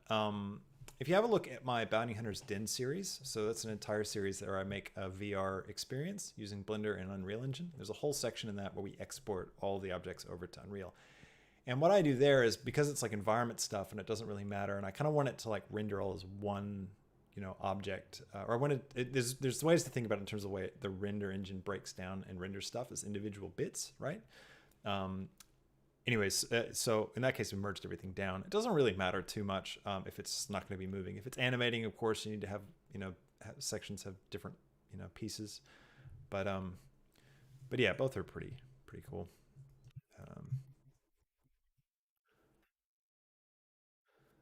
Wish I had more coffee right now. Got no more coffee. How long will we be going? This is we're at 1 hour and 21 minutes for the recording. For the stream, been live for 1 hour and 38. Pretty good. What time is it? 10:49. Exciting. Let's make sure I haven't got any.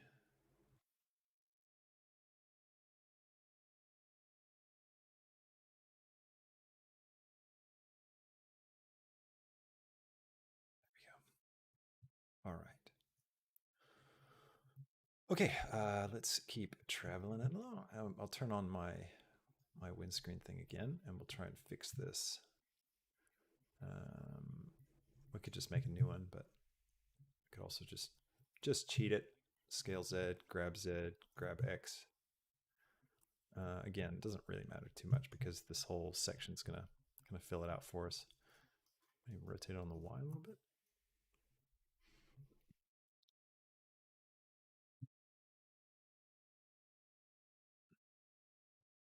Good enough for now. The normals look weird on that. Normals, calculate outside. Yeah, that looks better. Normals can sometimes get a bit confused when you split geometry off into new objects, so things are shading as if they're facing the wrong way. And so just every now and then select everything and go mesh, normals, and recalculate outside. So, hey, Adam Greenspoon, thanks so much for the super chat. Really appreciate it. It's very, very kind of you. High fives. That's awesome. Thanks, man. Okay, what's next? These things. These things. These exciting foils. All right, how are we going to do this? Lots of stuff going on there.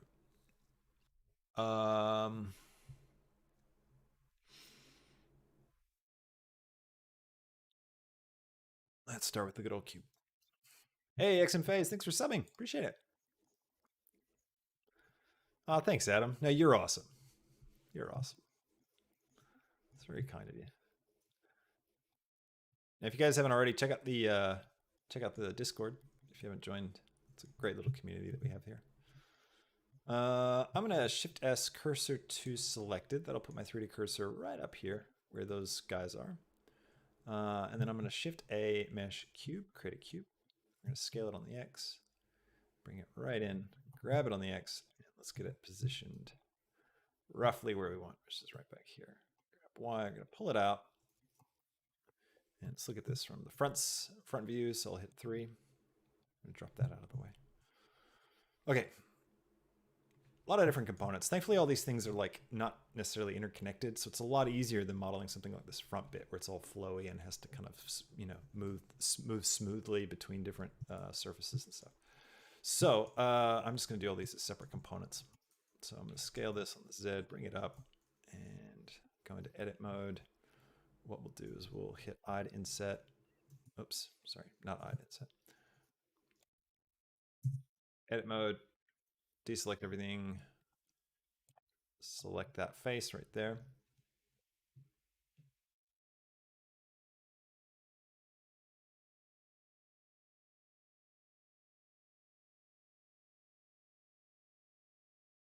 Gotta listen out for my son. He's having a nap at the moment. Cute little guy. Just turned 1 recently. All right, I to inset. And hold down Shift. Let's scale on the X. No, scale on the Y is what I meant.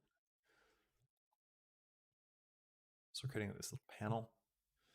And then what we can do is let's come to the side. Let's hit E to extrude, grab X. We're going to bring it in.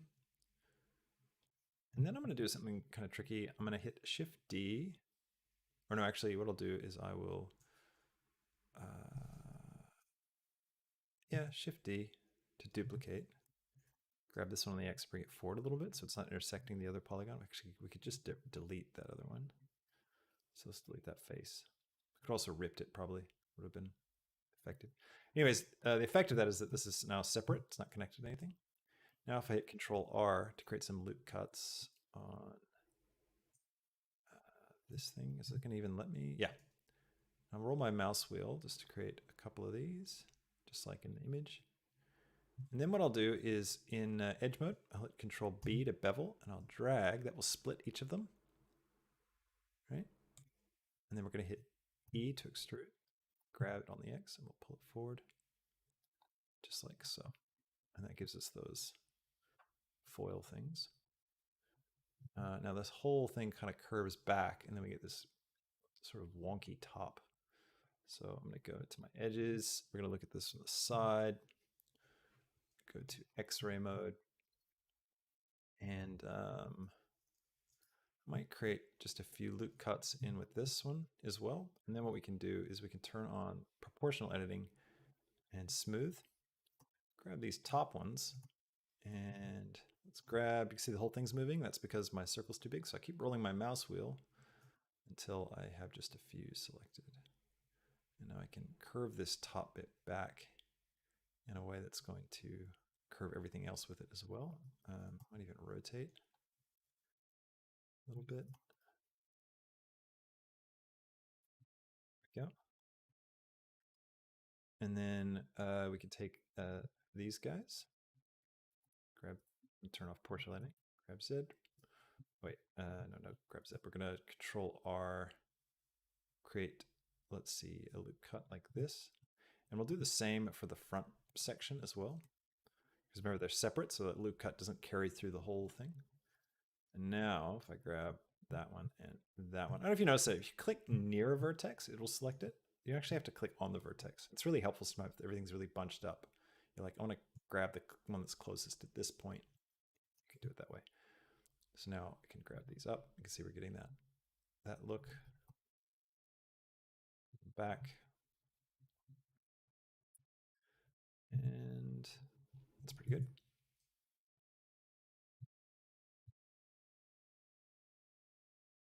So there's that first bit.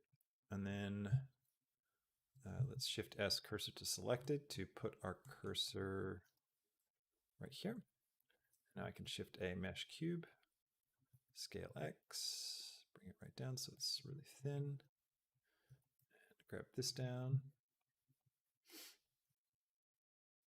Felipe, you used 2.7. That's cool. You can still do all this with 2.7. I'm not doing anything in this video that's would require anything newer.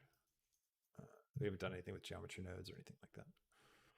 So I'll come here, I'll grab this face, and I'll grab this on the Y, bring it in like this. I might bring this one up as well. I'm just looking at this shape, right? Right here.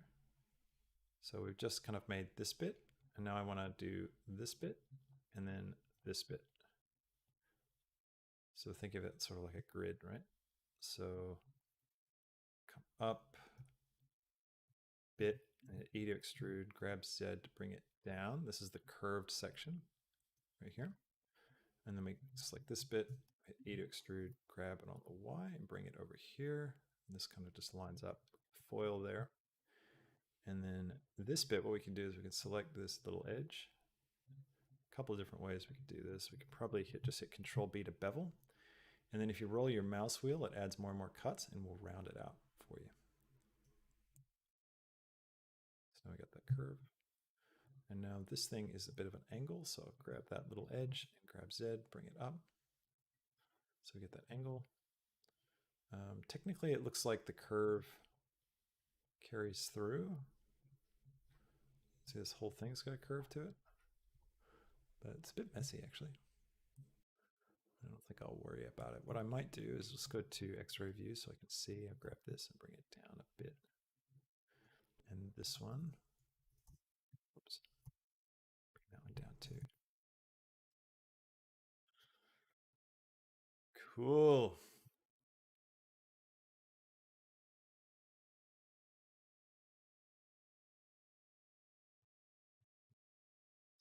We got these two little cool inside bits here.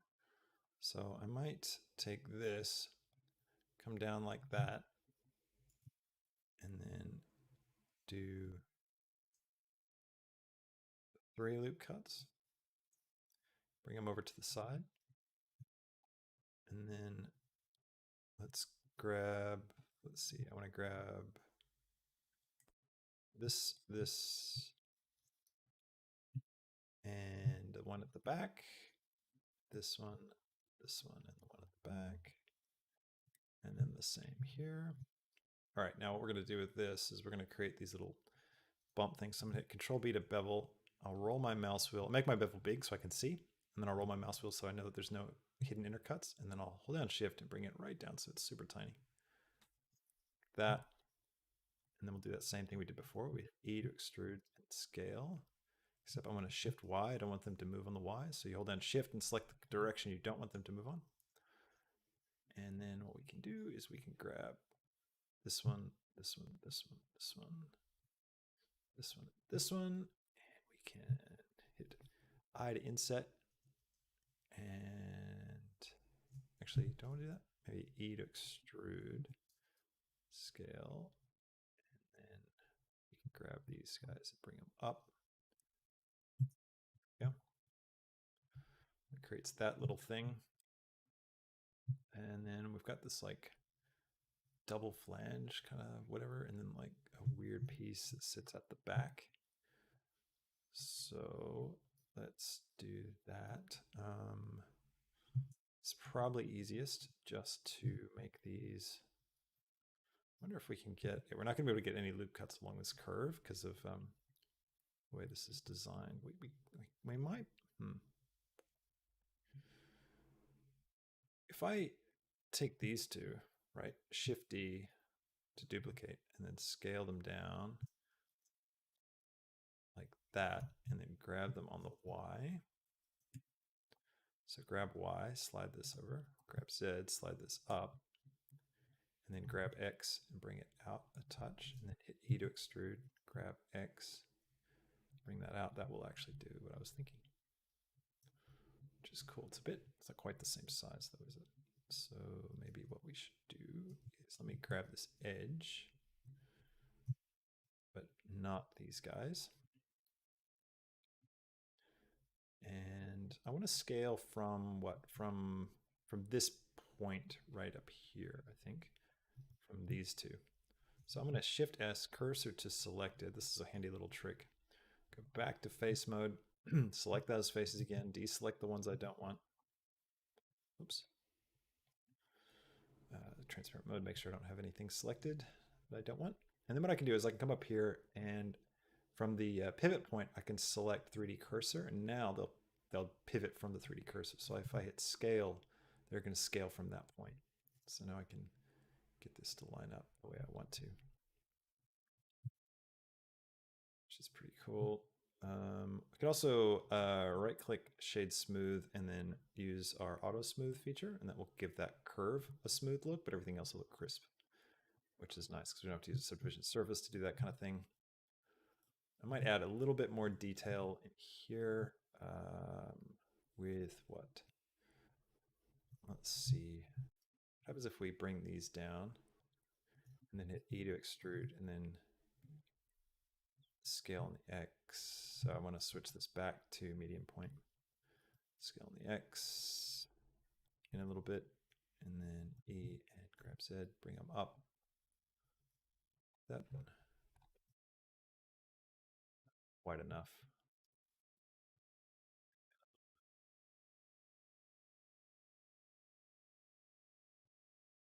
Select these guys right here. Oh, sorry, Daniel. It's just me. I mumble whenever I get like super into it, and I'm like really focused. I stop speaking up. So let me know, guys, in chat. Like say, hey, Chris, you're too quiet. Please stop talking to yourself like we're not here. Because this should sound good. Does this sound good? Does this sound normal? Let me know. If this sounds too low, I can turn up the overall thing. It's a fine line. The recording sometimes peaks out if I were to turn it up so high. So, and I've just recently switched machines, so a lot of my settings and stuff aren't quite the same as they used to be. So, yeah, it's funny. So many of us do it. All right, I'm gonna create a loop cut right here. I'm just making little details like. Let's do that. And then let's do E to extrude, grab X, pull that in. Little details. All right, now let's see. So that's that whole section.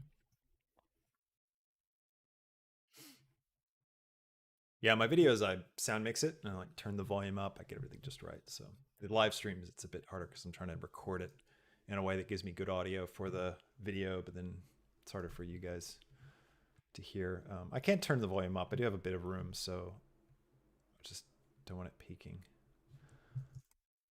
So if it keeps being a problem, just let me know. I'll turn it up. All right, so now we need to have this other bit here. So let's grab Shift S, selection to cursor. I'm going to go Shift A, and I'm going to create a cube. Grab X, good old cube. You can do everything with a cube. And let's see, I'll bring this down and bring it back. And then I'll go into here. I'll scale it out a little bit as well because it looks like it's kind of a long shape. In fact, this shape looks like it kind of goes. I'm looking at this bit right here. So yeah, grab Y. It's just right around here, isn't it? And we'll Control R, roll it twice, and I'll grab this face and this face. Grab X. Oops, sorry. Not what I wanted to do. I'll grab this edge and this edge. Grab X. That's what I wanted. Bring those back. I might grab all these and grab X. Bring them back as well. And then let's see, I'm gonna select this face, Shift S, selection to cursor, Shift A, mesh and cylinder, rotate X 90, S to scale, bring it right down, and then grab it on the Y, sorry, the Z, because we're in local, so it's all a little different. I'll turn on auto smooth, right click, shade smooth, so we get the nice smooth on the edges, but not the crisp section there. And then I will go into edit mode. I'll select that front face and delete it. And then I'll go to edge mode. I'll select these guys. I'll let E to extrude, scale it in, grab it on the, actually I'm gonna switch back to global so I'm not too confused. I like to be in global because I can see the lines and I can see the little thing here, so I know which to grab it on, X, Y, or Z, just by glancing at those. If you're in local, it's all local to the object. So E scale. I'm not going to worry about making this exactly like the image. Let's E scale that down. E grab Y, bring it in. E scale. E grab Y. Almost Arizona. You're too kind over on Twitch.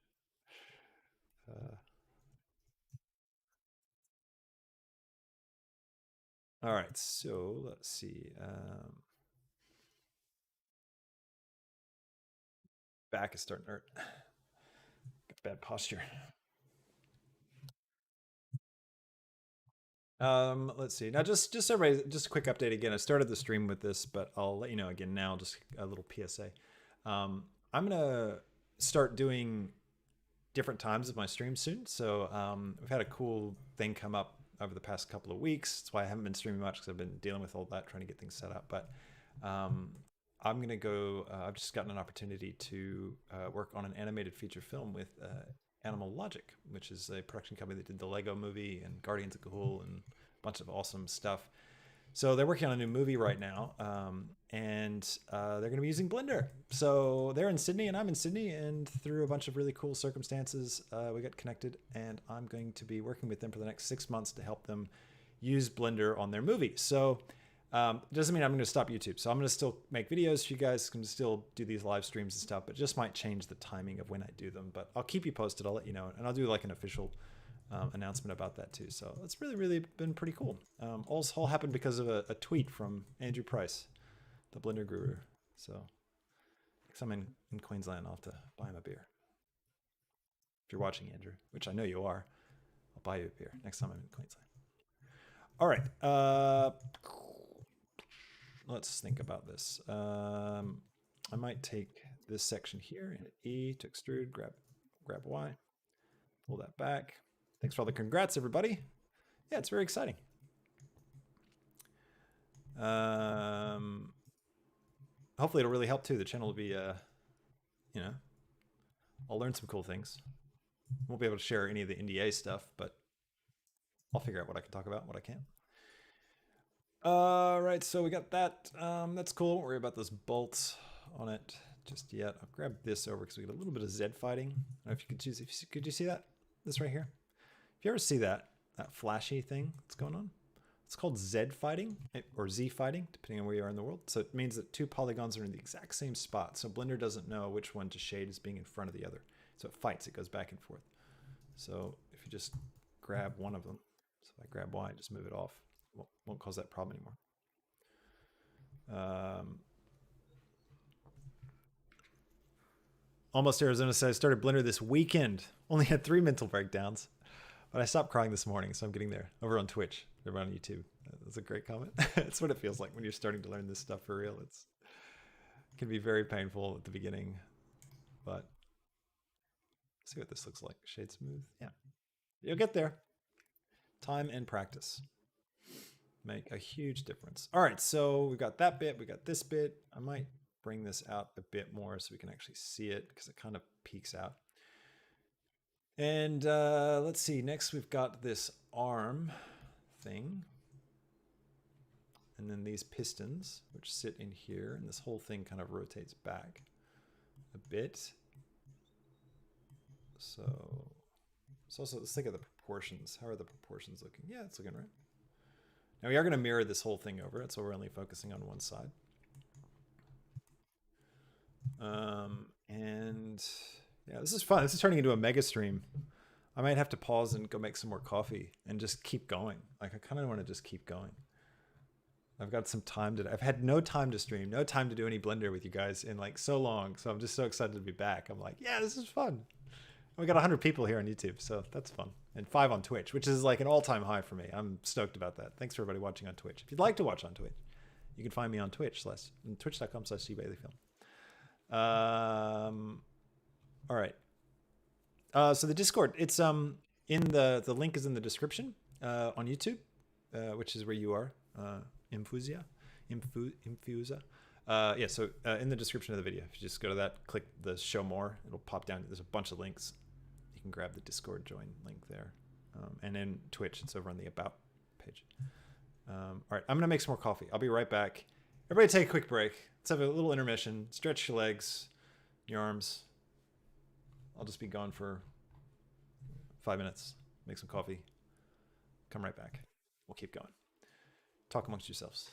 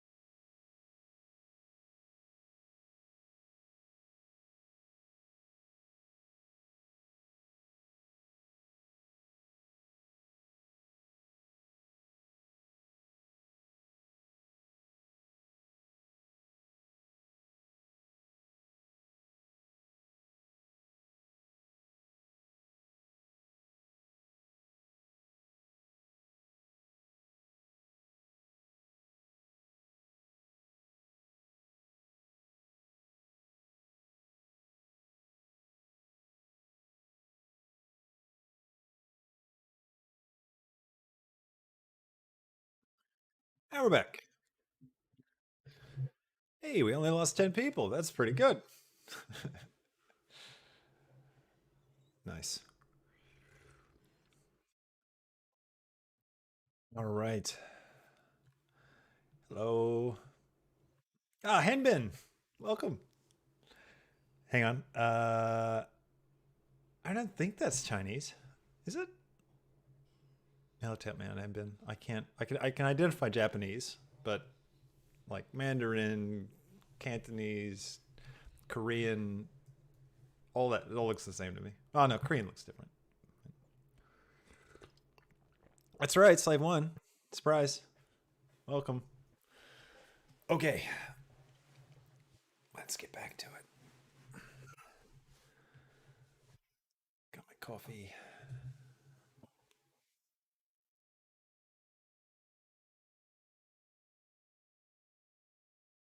All right. It's a bit cold here. It's the winter time here in Sydney, Australia. If you don't know, that's where I am, by the way. For those of you who don't know, new to the channel, I'm in Australia. That's why I say Z all the time. But I grew up in America, United States, so I've got a kind of hybrid accent. So,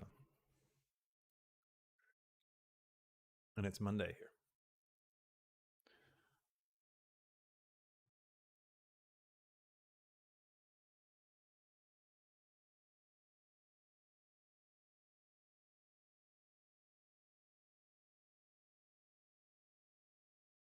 Sorry, one second.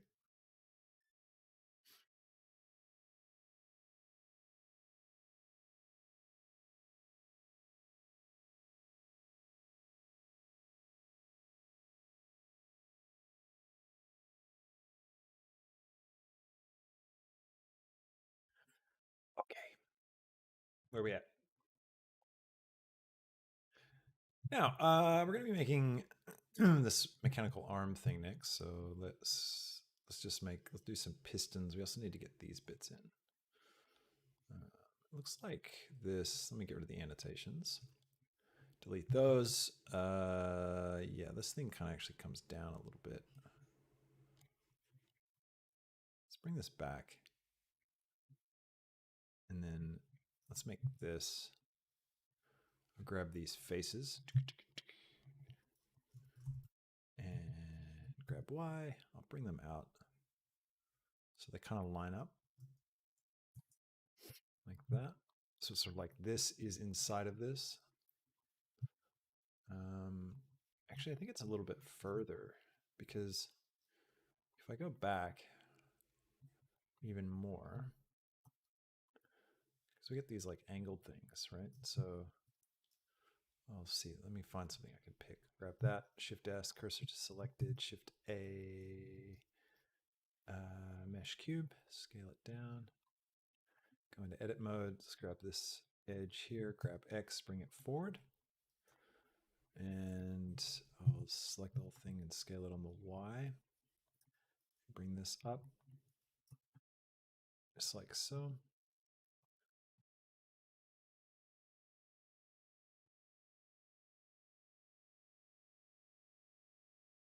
And Shift D, grab Y, bring this over here. Yep, that's about right. And then, actually, let's bring both these in a bit. Oops.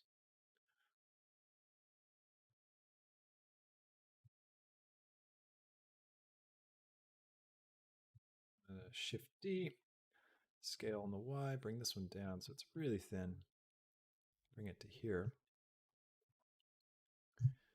And I will scale it on the Z, like that. Grab this on the Z, and maybe bring it out just a touch. And bring this over here like so. I'm just working on this bit here. And I'm not like really modeling it in the sense that like, we're not trying to make it all out of one piece because these are all separate pieces. So it's kind of fine to just let it all be its own thing. Also, you notice I keep selecting things and going cursor to selected. And I'm just doing that for convenience. So when I shift a mesh, cube, or cylinder, or make a new object, um, it appears right where I want it. So I don't have to spend time like trying to get it in the right position. So it's just a time saver. This out, scale it on the Y.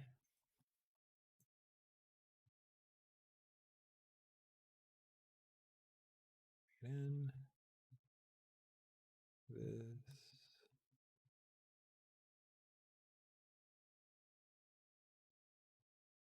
That's good. Let's see. Now we need to get these piston things going.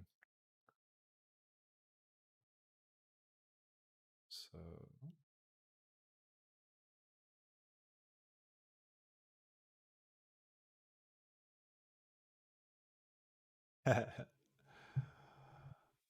IRAM Hinging Rhino on Twitch asks, are we just modeling the ship or do you plan to animate a scene with a seismic charge? I mean, that's a great question. I'd love to do a whole scene, but no, today we're just going to make it. We're just going to build the ship.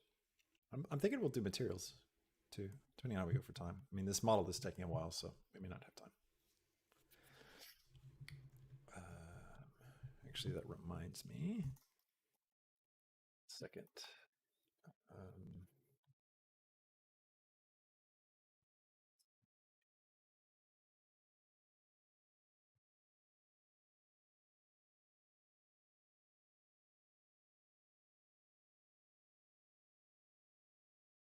Go to this.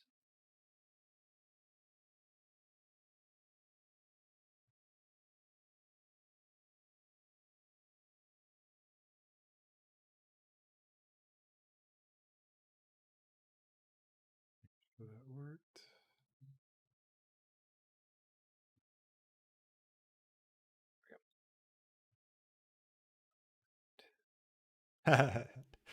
Yeah, Mechadupe. Anybody who's used to using box cutter is probably just losing their mind watching this, but it's I'm a traditionalist. I like to just make things with vanilla Blender. It's like a personal challenge. All right, let's get these going. Some basic cylinders are going to be the starting point. So let's go for a mesh cylinder, not cone. Shift A, mesh cylinder, and then I'm going to rotate on the X 90 degrees. I'm going to right click shade smooth, turn on auto smooth, scale Y, and scale. Grab Y, turn off snapping, grab Z, and I'm just looking at this bit right here.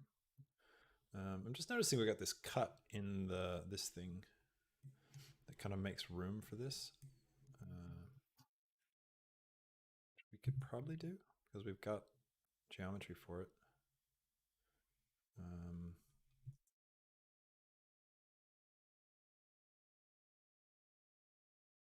Let's see, how would we do that? We could just take. Do I want to bother? Probably don't want to bother.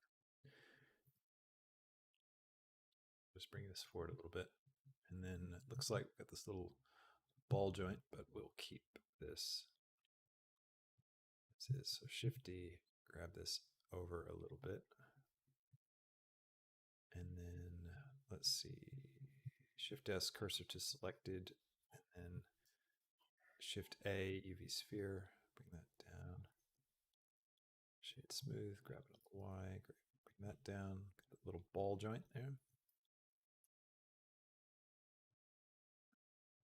Hey, burgers, welcome. Good to have you. And then let's get rid of these annotations so we can see. How does this work? It looks like it's just sloppy geometry. It's just one big cylinder that kind of smashes into this thing.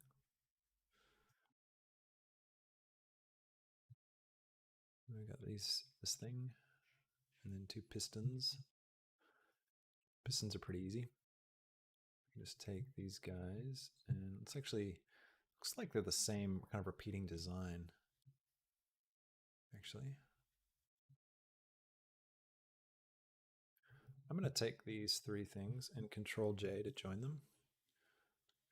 turn auto smooth back on. I'm going to shift D, rotate X 90, scale down, grab Z, like so, and then go into edit mode and select this bottom face like that, and grab Z, bring it down, and then I might delete the face and select the edge, hold down Alt, click that loop, hit E, and then scale. And then E again, grab that down. Looking at the proportions, not necessarily if we've got it in the right size yet, but just looking at the proportions overall. So this bit, and then we've got that, which is like a little bit longer. So, and it looks like kind of the same system again. Also feel like there's a double ring here, a bit more of a gap. So I might create another loop cut right here. Control B to bevel, drag it out, E and scale it in. Shift Z so it doesn't scale on the Z. That's pretty good.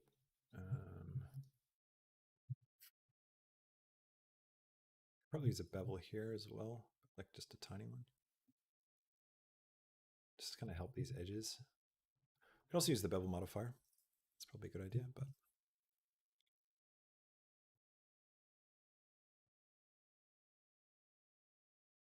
I'll also do multiple edges at once. If we select them and hold down Shift.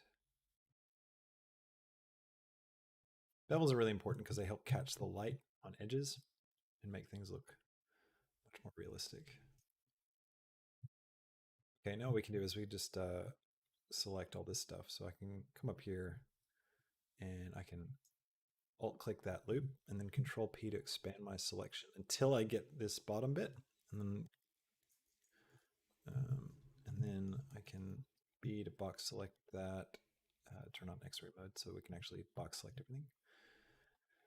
I'll box select those top bits, and then what I'll do is I'll Shift D to duplicate, scale Z -1, grab Z, bring it down, and well, actually, is it like that?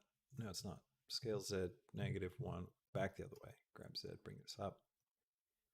That's more what it's like. But I want to get rid of this sphere, so I hit L to select linked. If you just hover over any bit in your model and hit L, it'll select whatever is one continuous connected piece of geometry. So because this is a separate sort of piece within the object, by hitting L, it'll just select it. I can get rid of it. All right, now let's go. Boom.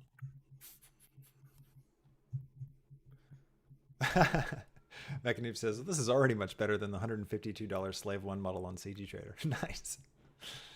Sorry to that guy.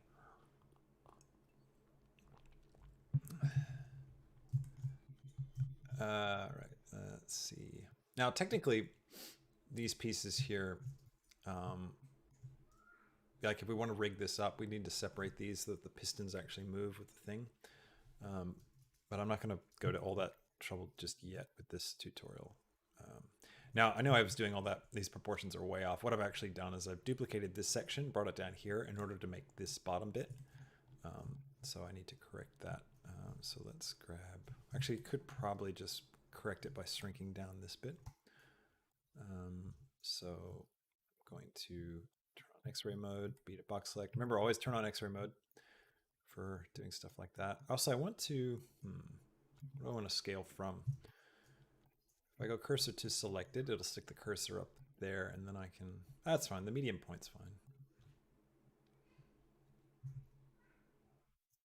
Also don't want to change the size of this thing, so I need to deselect this ring right there. Now if I change the scale of this, you can see it's not affecting this guy. So let's see. I want to actually change it from here. So, okay, I'll show you what I'm thinking. If I scale, right, see how it's going to stretch out this bottom bit? but I don't want to do that. I could scale and shift Z. That will prevent it from scaling on the Z, but I actually do want to squeeze the whole thing. So instead, what I can do is I can come here, select those guys, do cursor to selected, and then switch this to the 3D cursor. And then if I could select all this stuff, I could expand my selection out with Control Plus till I've got everything except for that inner ring. And now I can scale around, and it's gonna work a lot better for me. So anyways, I'll scale this just down until the proportions look about right. I mean, we do look. It looks like we do need to actually change the size of this, the piston shaft. So I'll just scale that down. I think that looks right proportionally, and then we can grab these guys and scale them down. We're going to have to grab. Yeah, no, that'll work. Now I can scale this one, but not on the Z, so I can shift Z, bring that in. So scaling, you can see it shortens it, but if I hit S and then shift Z, it won't scale on the Z. It only scales on the other two. And a little bit bigger. That looks right. Let's grab all this stuff again. Would have been probably easier to make these as separate pieces, to be honest. Like that needs to be a little bit longer, Z. And that'll do. All right, cool. Then we got this bottom bit down here. Grab these edges. And I might scale these. I'll go back to individual origins. Scale this down, hit E, grab Z, bring this down like that. E, scale this up. E, grab Z, E, scale. E, grab Z, E, scale, and E, grab Z, down like that. E, scale it down, and then I'll just close it up with a grid fill. So F3, grid fill, and we're done. Now let's take this and let's put the origin to the geometry. Let's pull it up to here. And then let's think about it in terms of like the proportion of everything else. I think it needs to be a little bit bigger. Maybe not quite that big. Get this head on, and let's shift D, grab Y, pull it over here. And both of these guys we can bring up.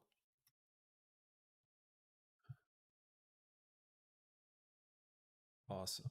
All right, now I'm going to let's see, go into edit mode for this bit. Cursor to selected just to get my cursor in the right spot. Shift A, mesh cube, scale it right down. Grab Y, scale, grab Y. And then let's scale this on the X to get this little box thing. And then center it up.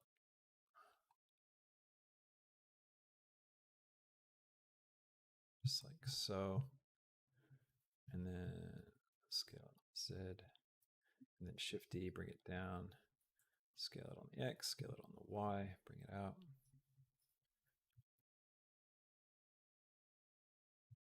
And then Shift D again, rotate X 90 degrees, grab Z, grab Y, and then Shift D, grab Y, bring this over. Look at this head on again. Center these guys. And then I'm going to go into edit mode and grab X and slide that back. Cool little trick. If we select that object and then we shift select that one, and then F3, type in link data and select link object data, nothing will happen. Right? I'm supposed to copy over the select linked. Oh, that's right, not select. So again, so select and then F3 and type in link data, and there we go, link object data. Okay, so it's the other way around. Gosh, would have been way quicker if I just, there, it'll make the mesh the same. Cool, all right. So we got that whole bit. Now all these are separate pieces, so I think to simplify things, I'm going to join them.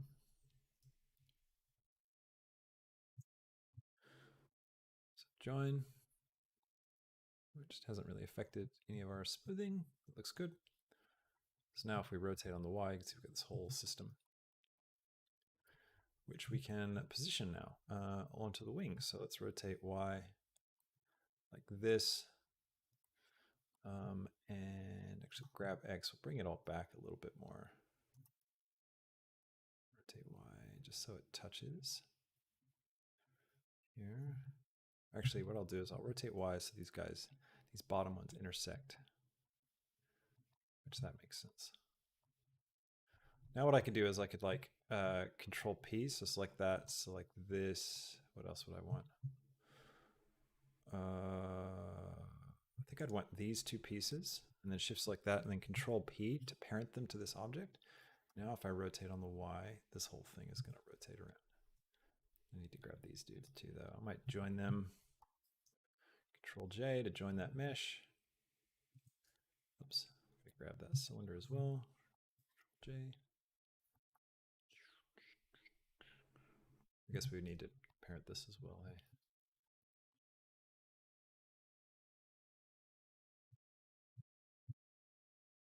Parenting things up. There we go.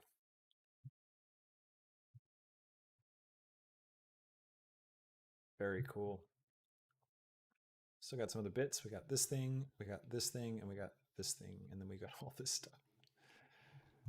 Probably won't make everything, just to set your expectations.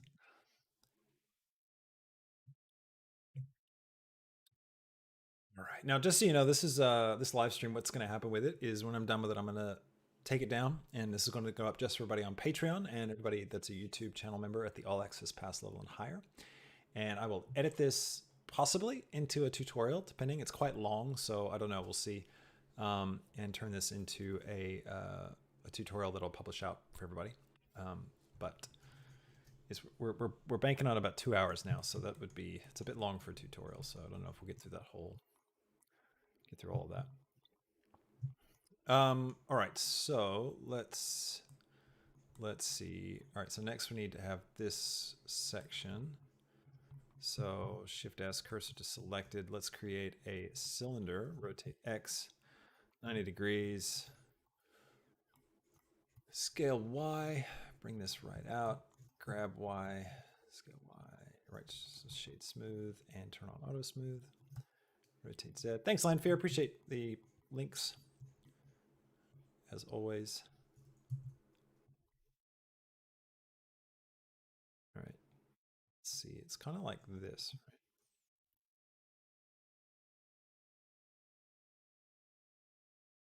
Yep. And then if I go in here, select this, and then let's switch to local or normal. Local should be a little bit cleaner. Yeah. Now I can just pull this out along this whole group.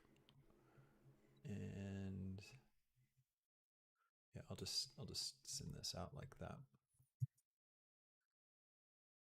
It's pretty good. All right, now we need to just create a couple of loops on this.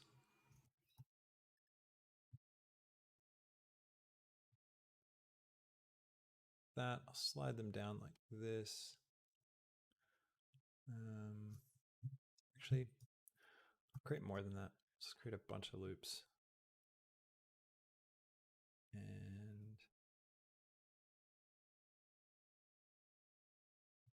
And then I'll select, let's see, this one, or I'll deselect a couple of them. So I'll deselect these guys and these guys. And with these ones, we'll hit Control B to bevel. And take them out like that. E, and scale them up to get that.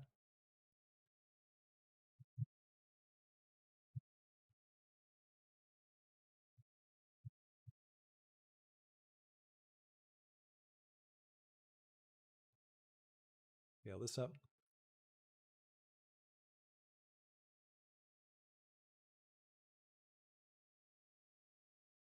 bring that in. And then let's see, I'll take this group right here and I'll create another loop cut like that. Grab this group here and this group too, transparent mode, so I can see everything. So hang on, do this again. So this group, and this group. E to extrude, scale up.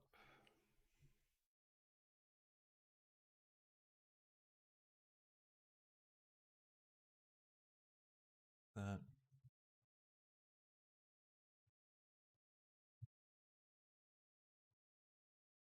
Might simplify this a little bit.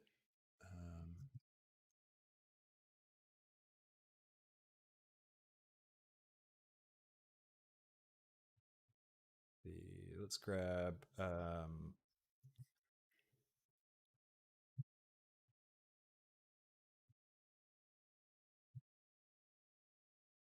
grab a couple of these faces.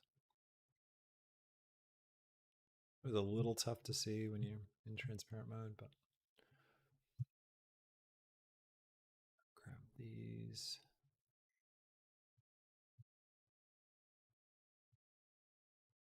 Actually, not. Let E to extrude. I'll just push these in like that.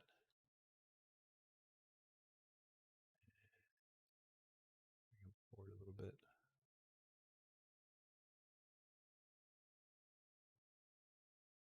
Just create some interest. So might select this group here and hit E and push it out as well. And it's pretty good. Keep that like that. Then we need this thing here. So I'll come here, Shift S, cursor selected, Shift A, mesh cube, grab it on the Y, bring it over here, scaling it down, grab the X, scale it on the X. And I'm gonna, let's see, grab this front face. We're gonna hit E to extrude, scale it in a little bit, and then E, and then grab X, bring it in. And then we'll do that thing again where we create the loop cuts. And then we'll Control B to bevel those. And we'll E to extrude them, push them out, and then I'll grab these top ones. And I'll turn on proportional editing. And I'll bring them in like that. And we'll just scoot this over so that it's tucked away in here. Might scale it on Z a little bit. Again, I'm not sure how it lines up with stuff at the back, so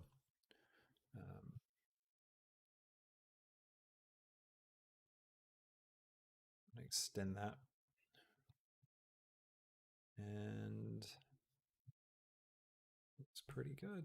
Then what I can do is just take this, right, and I can Shift D, rotate X 90, and then I could just grab this and stick it inside and shrink it down and just create some extra detail, you know, stuff that's sort of nondescript.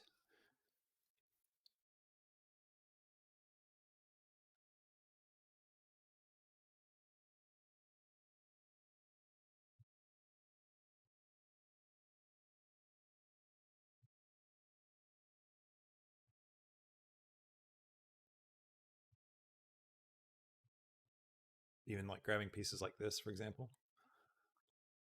And you could spend more time on this, right? And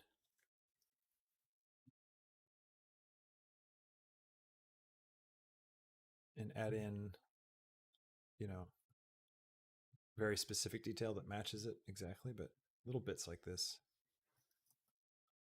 can help a lot.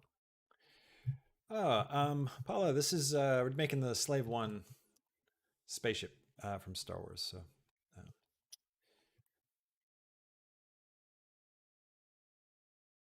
Okay, I think that's good for our wing. Now let's label some of this stuff. So this is going to be our wing, uh, wing one. Now this whole system right here, these guys, let's group all them together. So I will parent. Let's see. I'll parent all of this to this thing. All right. This is going to be our back section.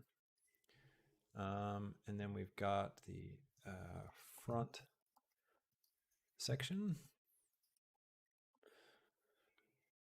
Got our, let's see, windscreen. Windscreen. Cockpit. Shield. That sounds more sci-fi. Let's see. Bottom plate. Just making up names. Let's see. Top visor. And then this bit needs to be parented to this. All right, that labels everything. All right, so now we need to mirror all this stuff over. So we need to take the wing. We can right click and select hierarchy. We need this, this, this, and this. All of these guys.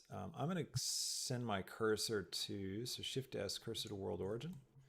And then I'm just going to hit, let's see, and I'll use my 3D cursor as my pivot point. And I'll switch this to global. And then I'll Shift D to duplicate scale Y -1. Boom. And that didn't work. Why did that not work? Well, it didn't work with this. But everything else worked, right? Pretty sure. Yeah, everything else seems to be fine. So I'll just delete that. And this one I'll just try again. Shift D, scale Y -1. Why would that be? Rotate Z, -90. 90.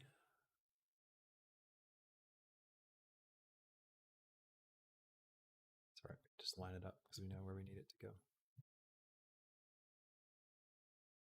Awesome. Very cool. Made some serious progress. Let's see. Rudrashka asks, can we use the Toon shader in Blender 2.791 in the same way we use 2.9? I don't really know. Not sure. All right, so I might parent everything to this. So select all these guys, parent to that.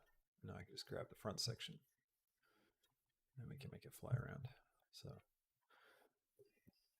looks awesome. Well, we might need to wrap it up here at this point. I feel like that should be more narrow.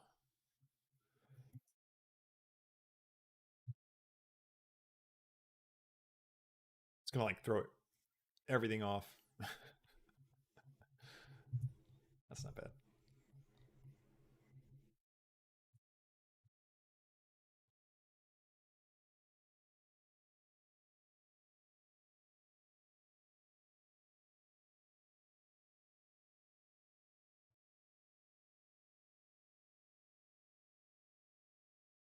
Does look a bit better.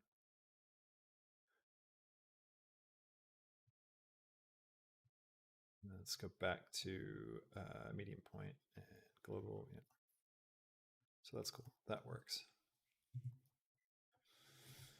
So this could be riggable, which would be really cool.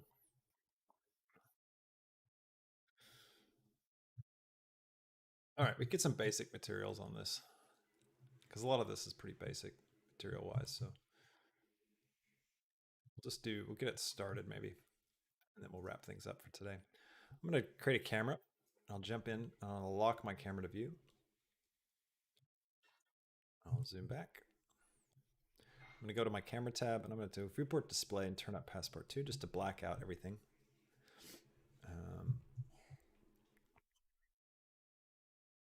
Let's see. Now, I'm going to take the camera to view and unlock it, and then I'll just zoom in a little bit just so I fill the view, and then I'll lock it back and I'll get a good angle. Now let's switch over to rendered view. We're doing Eevee. So I'll just pop us over into rendered view, and let's Shift A, create a light, sunlight, and just angle it a little bit. Shift D, bring this one around to the other side. And I'm going to turn the strength of this other one down. And this other one I'll bring up a bit, make it a bit hotter. I'm going to come here and I'm going to turn on ambient occlusion, bloom, and screen space reflections. And I will unlock camera to view there. All right.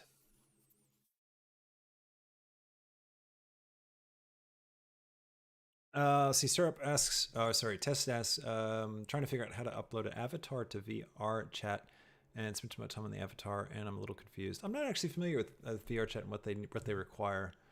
Syrup is asking something, saying something sort of similar. Are they not all the same mesh, just for animation? And if it were a game object, would multiple meshes affect performance? So yeah, depending on the game engine, usually multiple meshes affect performance because each mesh is a different thing that has to be instanced in your game. But so you would want to join everything together sometimes, but other times it doesn't matter as much. So it just sort of depends on the scene and what you're doing. Optimizing for game stuff, it's a bit over my head. So okay, let's keep pushing.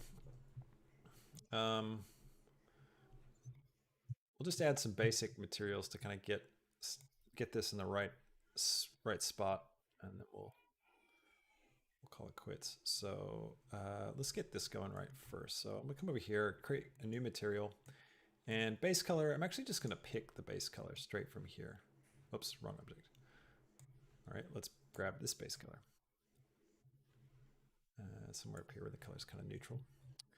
And then let's see, these guys are different. So I'm gonna hit L to select this group, and I'm gonna come over into the material tab, and I'll click plus to add a new material, I'll click new to create a new material, and then I'll click assign, and that will assign it just to the selected polygon faces.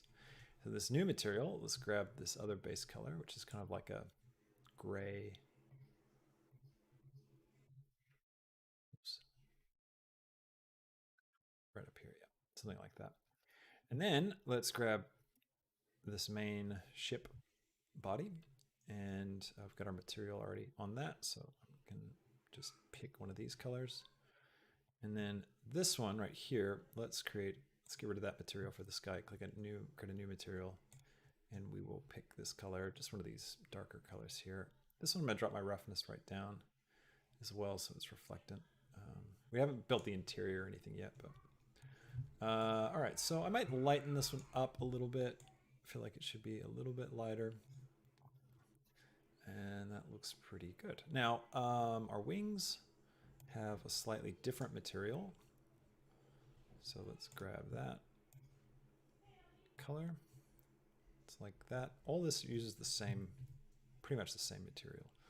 So I'm going to select everything that is in here. So right click, select hierarchy. And then what I can do is I can select that material we just made and come to this little drop down here arrow and click copy material to selected. And I can do the same thing with this. I can select all the interior bits, grab the material, copy material to selected. And then up here, wing one, select hierarchy one last time, copy material to selected. I will put it on all of them. And what we can do is we can come down to this bit, go into edit mode, select these guys, and hit the plus symbol to create a new material, click new, and then assign. And then we can grab the color from here, yellow color that we have. We'll do the same on this side over here, edit mode, face, plus, grab that new one and assign. There we go. Great. Okay, now let's start figuring out this grunge. So I'm going to use a Musgrave texture. make a little bit more room here.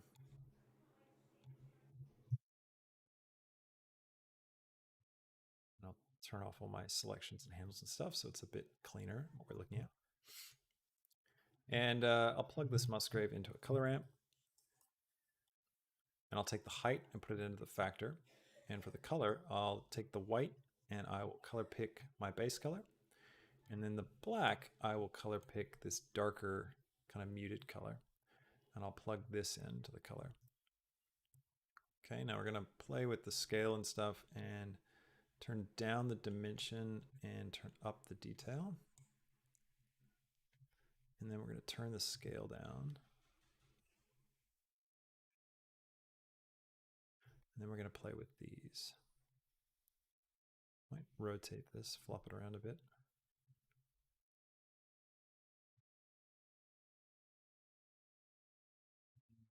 0.01, that'll be fine. And then I'll turn the dimension up. Maybe the detail down. No. All right, so we're not getting enough.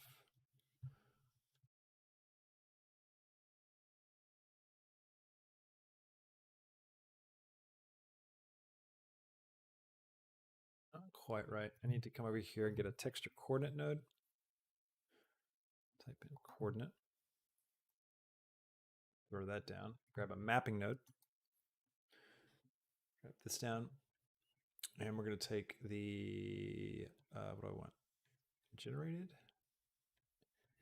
Take that into the vector. I can also lighten this up because it's coming out like way darker than it should. And I'm just going to affect it a little bit on the Z. I might bring it forward. And I'm just going to kind of look for, bring that scale down to 0.1. I'm looking for a spot where things kind of line up, I guess, in the way that I want them to, which can be fiddly when you're doing a procedural texture, but you can also get lucky.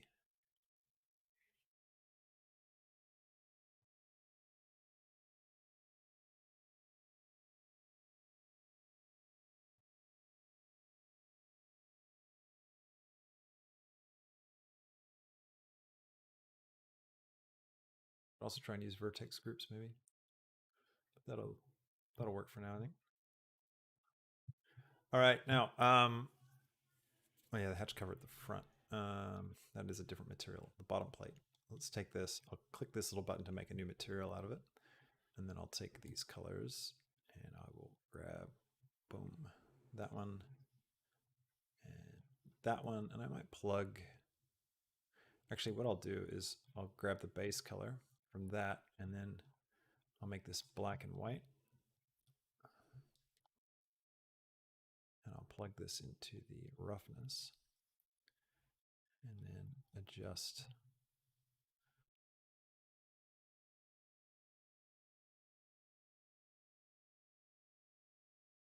that. Looks pretty good. Now I'll do the same here as well. I'll take this, I'll Shift D,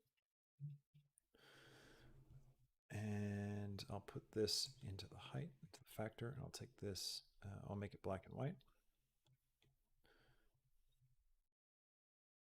And I'll plug this into the roughness.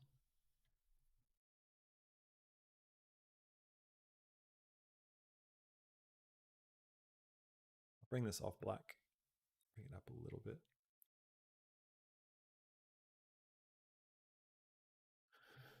All right, now let's see. This guy, this material has like a speckledy pattern. We can do the same thing really with the Musgrave. And a color ramp. Height to the factor, and then we'll take the color. Again, we'll pick whip, or not pick whip, we'll color pick that, and I'll just do the same color twice. And then the second one I'll darken. Put that into the base color. Turn the scale right up. Turn the detail right up and the dimension down. And then bring up this because it's more of the dark color than the light color. And then I also might bring the coordinate node, texture coordinate node, and a mapping node again. And take the generated into the vector and scale it down on the Z.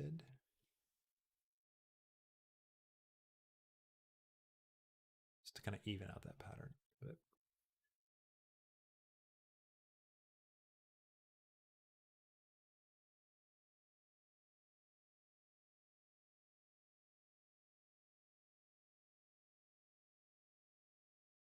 And a little bit. All right. Now we need this guy. Now this back section is a bit tricky. So let's try the Voronoi node first and a color ramp.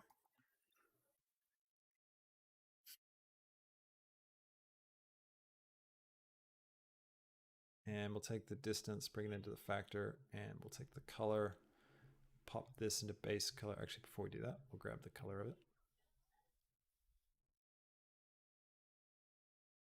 All right, now what we're gonna do is, let's turn it to constant for now. This will allow us to actually kind of see it a bit clearer. And we're gonna switch from Euclidean to Manhattan and take the randomness down. Also grab a coordinate node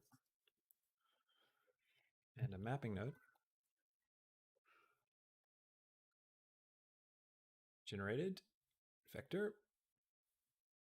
And then let's see, so we go F2. And then the scale, turn the scale down.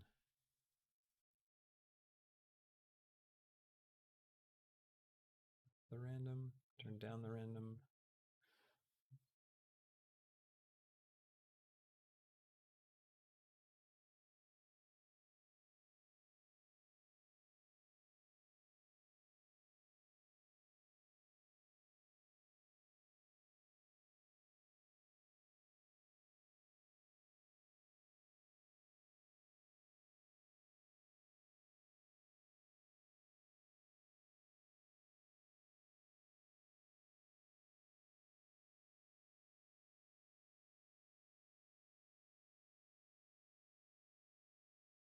I'm doing this so I can get these little like lines.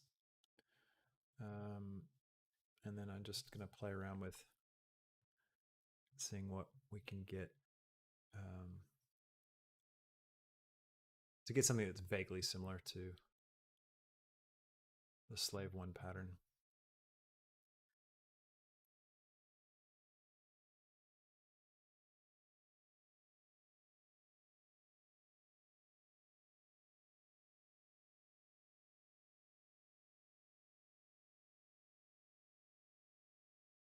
Also might try Chibichiv. Yeah, that gives us much more of a box pattern, doesn't it?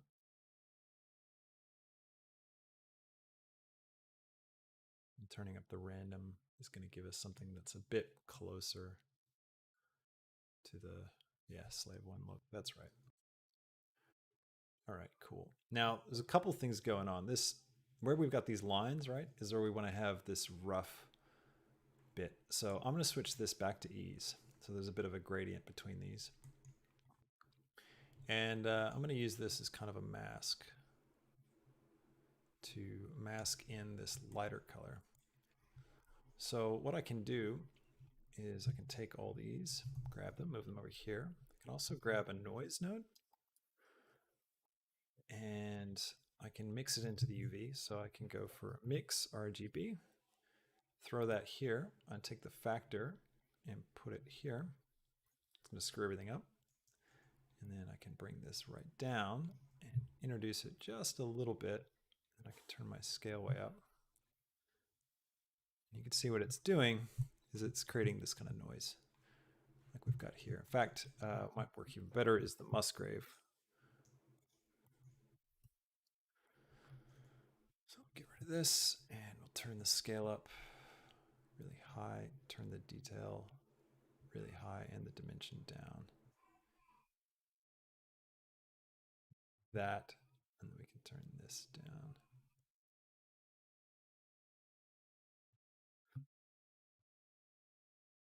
Yeah.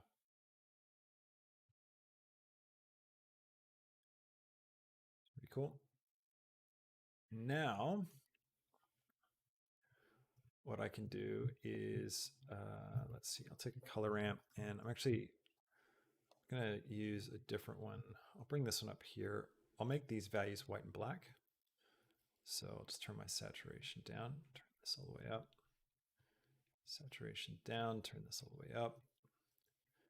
And then I will insert this here. And for the base color, I'll grab our standard base color. Oh, sorry, actually I'll flip that around. I'll grab, for this bottom one, I'll grab the green color. I might get it from a brighter point on the surface, right up there. There we go. Now I can change the scale of this.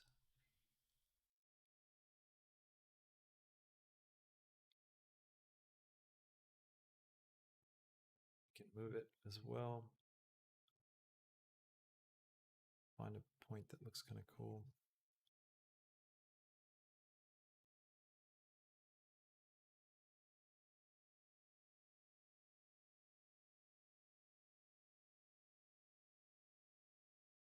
Pretty good.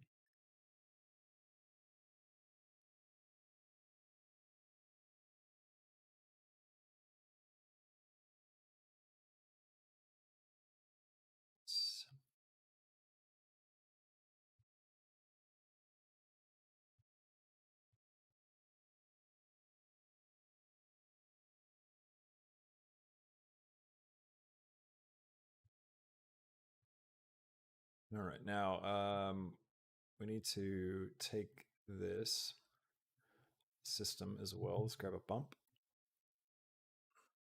Stick this into the normal. We can grab this one into the height. This will start to put in some bump. Actually, what I want to do is have a separate system that doesn't have this mixed in. So I'm going to take all of these, bring them down, and I'll grab this one in. So this is like just a clean version. And this will give me that. I'll switch this to constant as well. Now what I can do is I can use this to get an edge. I might even get rid of one of these white ones. So now I can bring this in. Let's switch this back to ease actually, because it's a bit too sharp to even be noticeable. There we go. So now these systems are going to work together.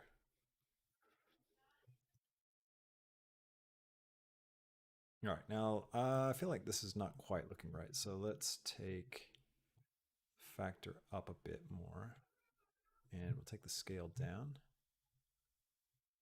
just to kind of roughen it up a little bit. And let's go for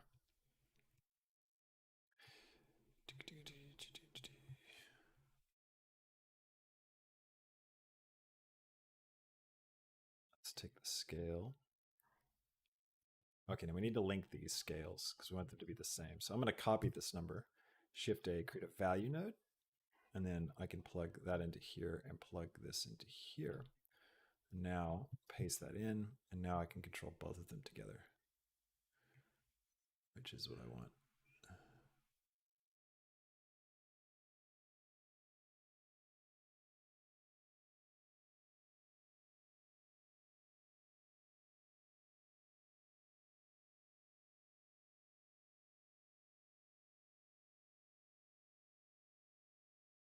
I'm going to invert this, I think.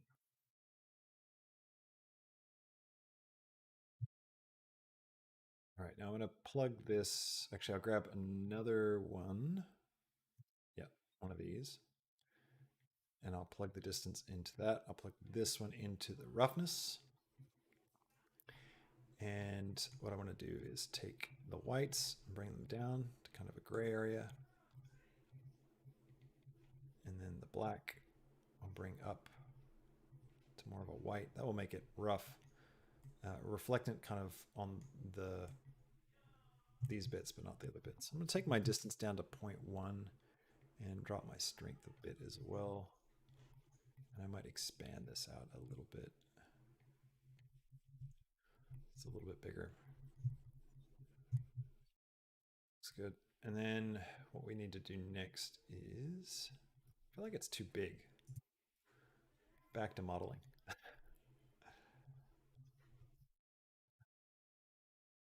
It's too big about it. I'm gonna grab go to vertex mode. Grab this bottom vertex, turn on my, yep, proportional editing is on. I'm just gonna bring it up a bit. So that's gonna change the overall shape. I don't want to do that. I'm gonna turn off proportional editing, and I'll hit L to select the top and bottom bits, but not this bit. And I'm gonna bring it in, scale Z, scale Y, grab Z.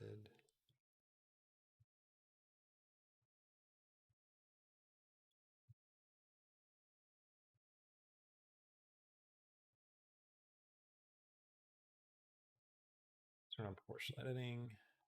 I'm going to bring it down. I feel like it's got this sort of elongated shape to it. Well, the more I look at it. And like this top bit, right, is actually like a bit wider. Is that right?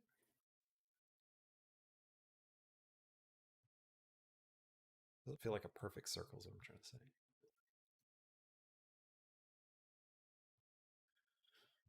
Anyways, all right, so we need some more texture and stuff in this. We need a lot of different things. Probably not going to get through all of it. Bit ambitious to think we could do all this in one stream.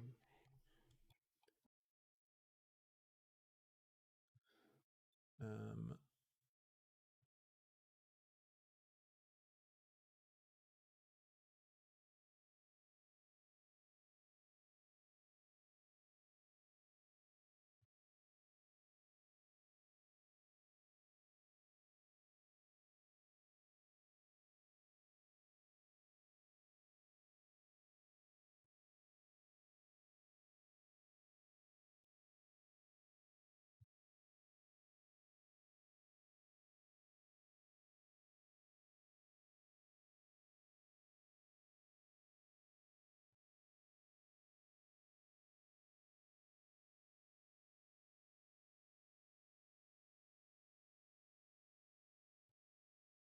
it's kind of two layers to this.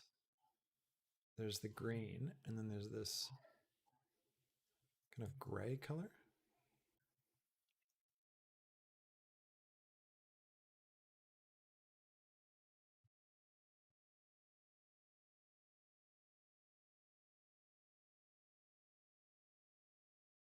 So if I expand this out a bit,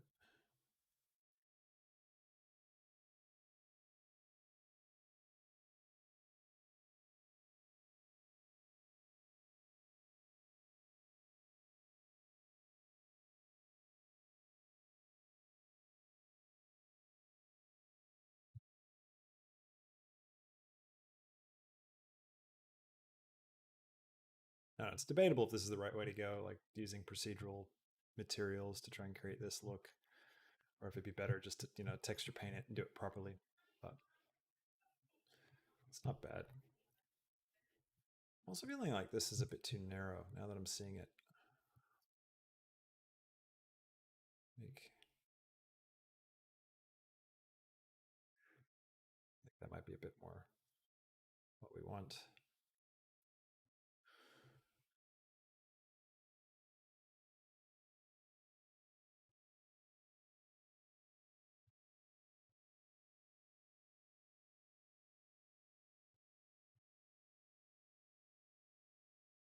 All right. Any final bits? What do I want to do?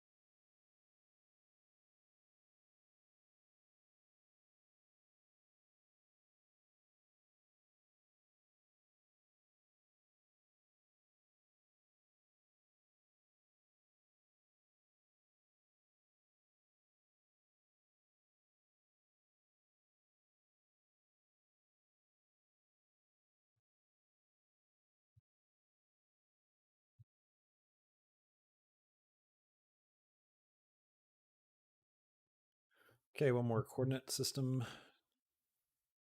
One more color ramp. And one more Musgrave. Take generated into the vector, the height into the factor. And I'm going to take my dimension up and my detail down. I'll pick that color. And then, oh, sorry, not the detail down. With the detail up and the dimension down. Plug this into this. Turn that scale up.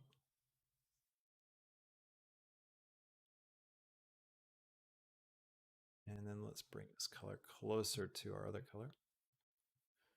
So by picking it and then dropping it down a little bit, take the scale down to 0.1.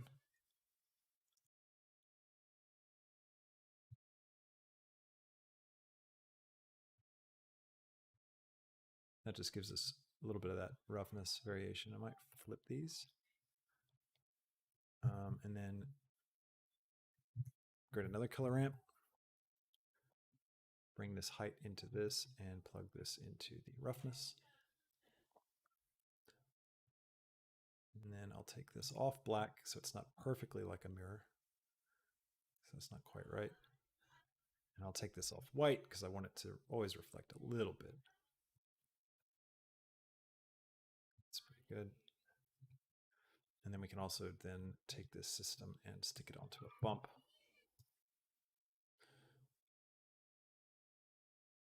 The height into the normal. Make the distance again about 0.1. Turn the strength down.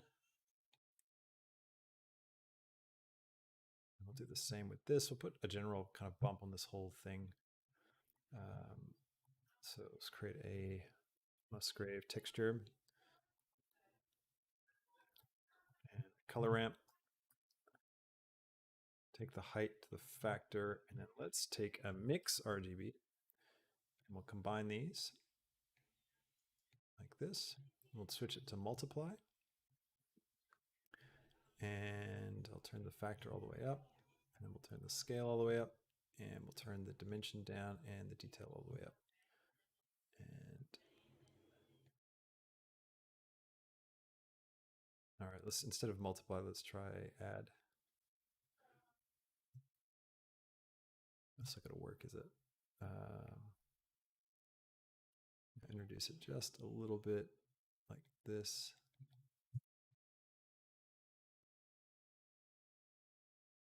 Holding down shift just to adjust things really small scales. It's just a little bit of roughness on it.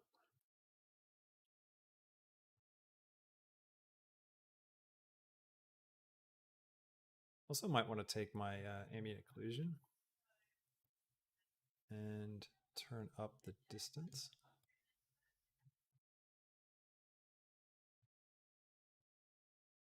And let's see what else. I'm going to grab the bottom bits here.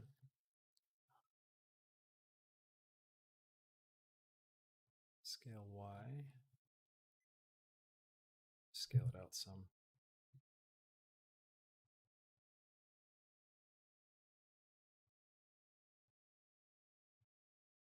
And then we got this top bit here, which is a different color. So I think what I'll do is I'll grab these.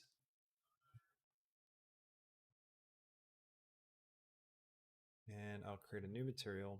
I'll assign material 1 to it, and then click the little paper icon, which will duplicate the material but make it new, and then assign it to those. And now what I can do is I can change the color of this to the gray, kind of gray color that we've got up there. And I might change the green to more like a dark gray in this section here.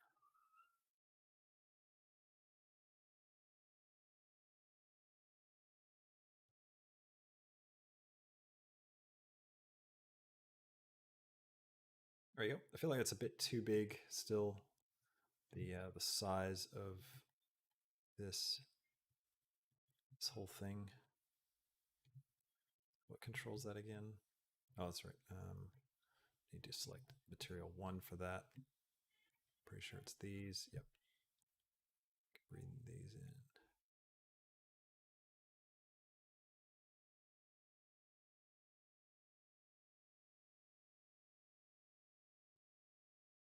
Oh yeah, it's Landfair. You're right. We forgot the guns down at the bottom. Oh man, we'll have to add those in eventually.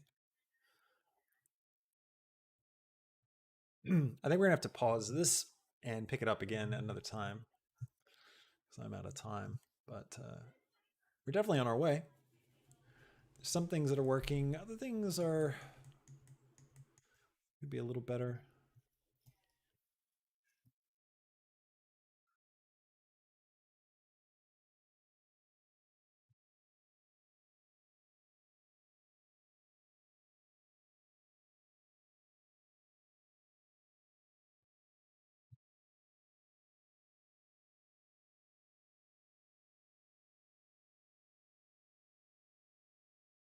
Looks pretty good. We got a lot of detailed paneling and stuff in this that we need to try and create. And then we got the interior.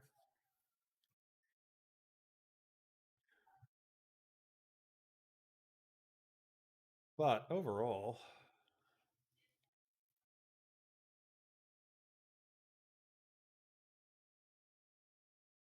I'd say it's looking pretty rad.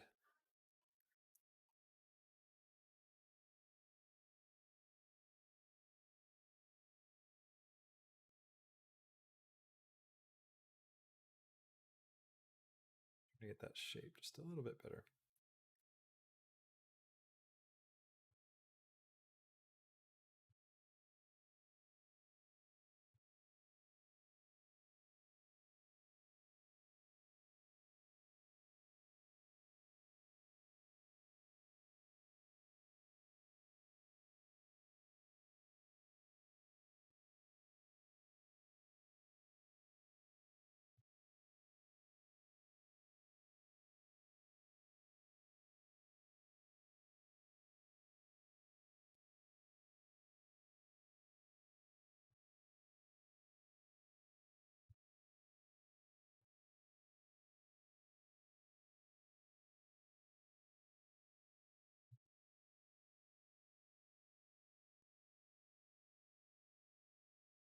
Some little details like these boxes and things that need to be made.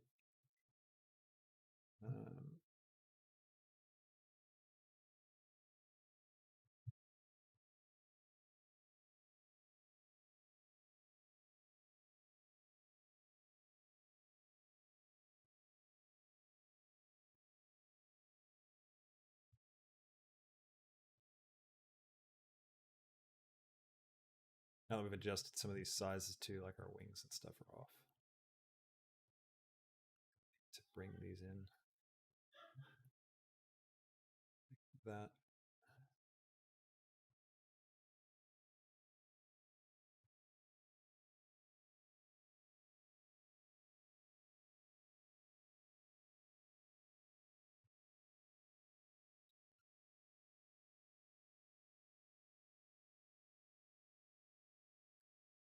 Oh man. Not bad for not having any exact blueprint material to follow off of.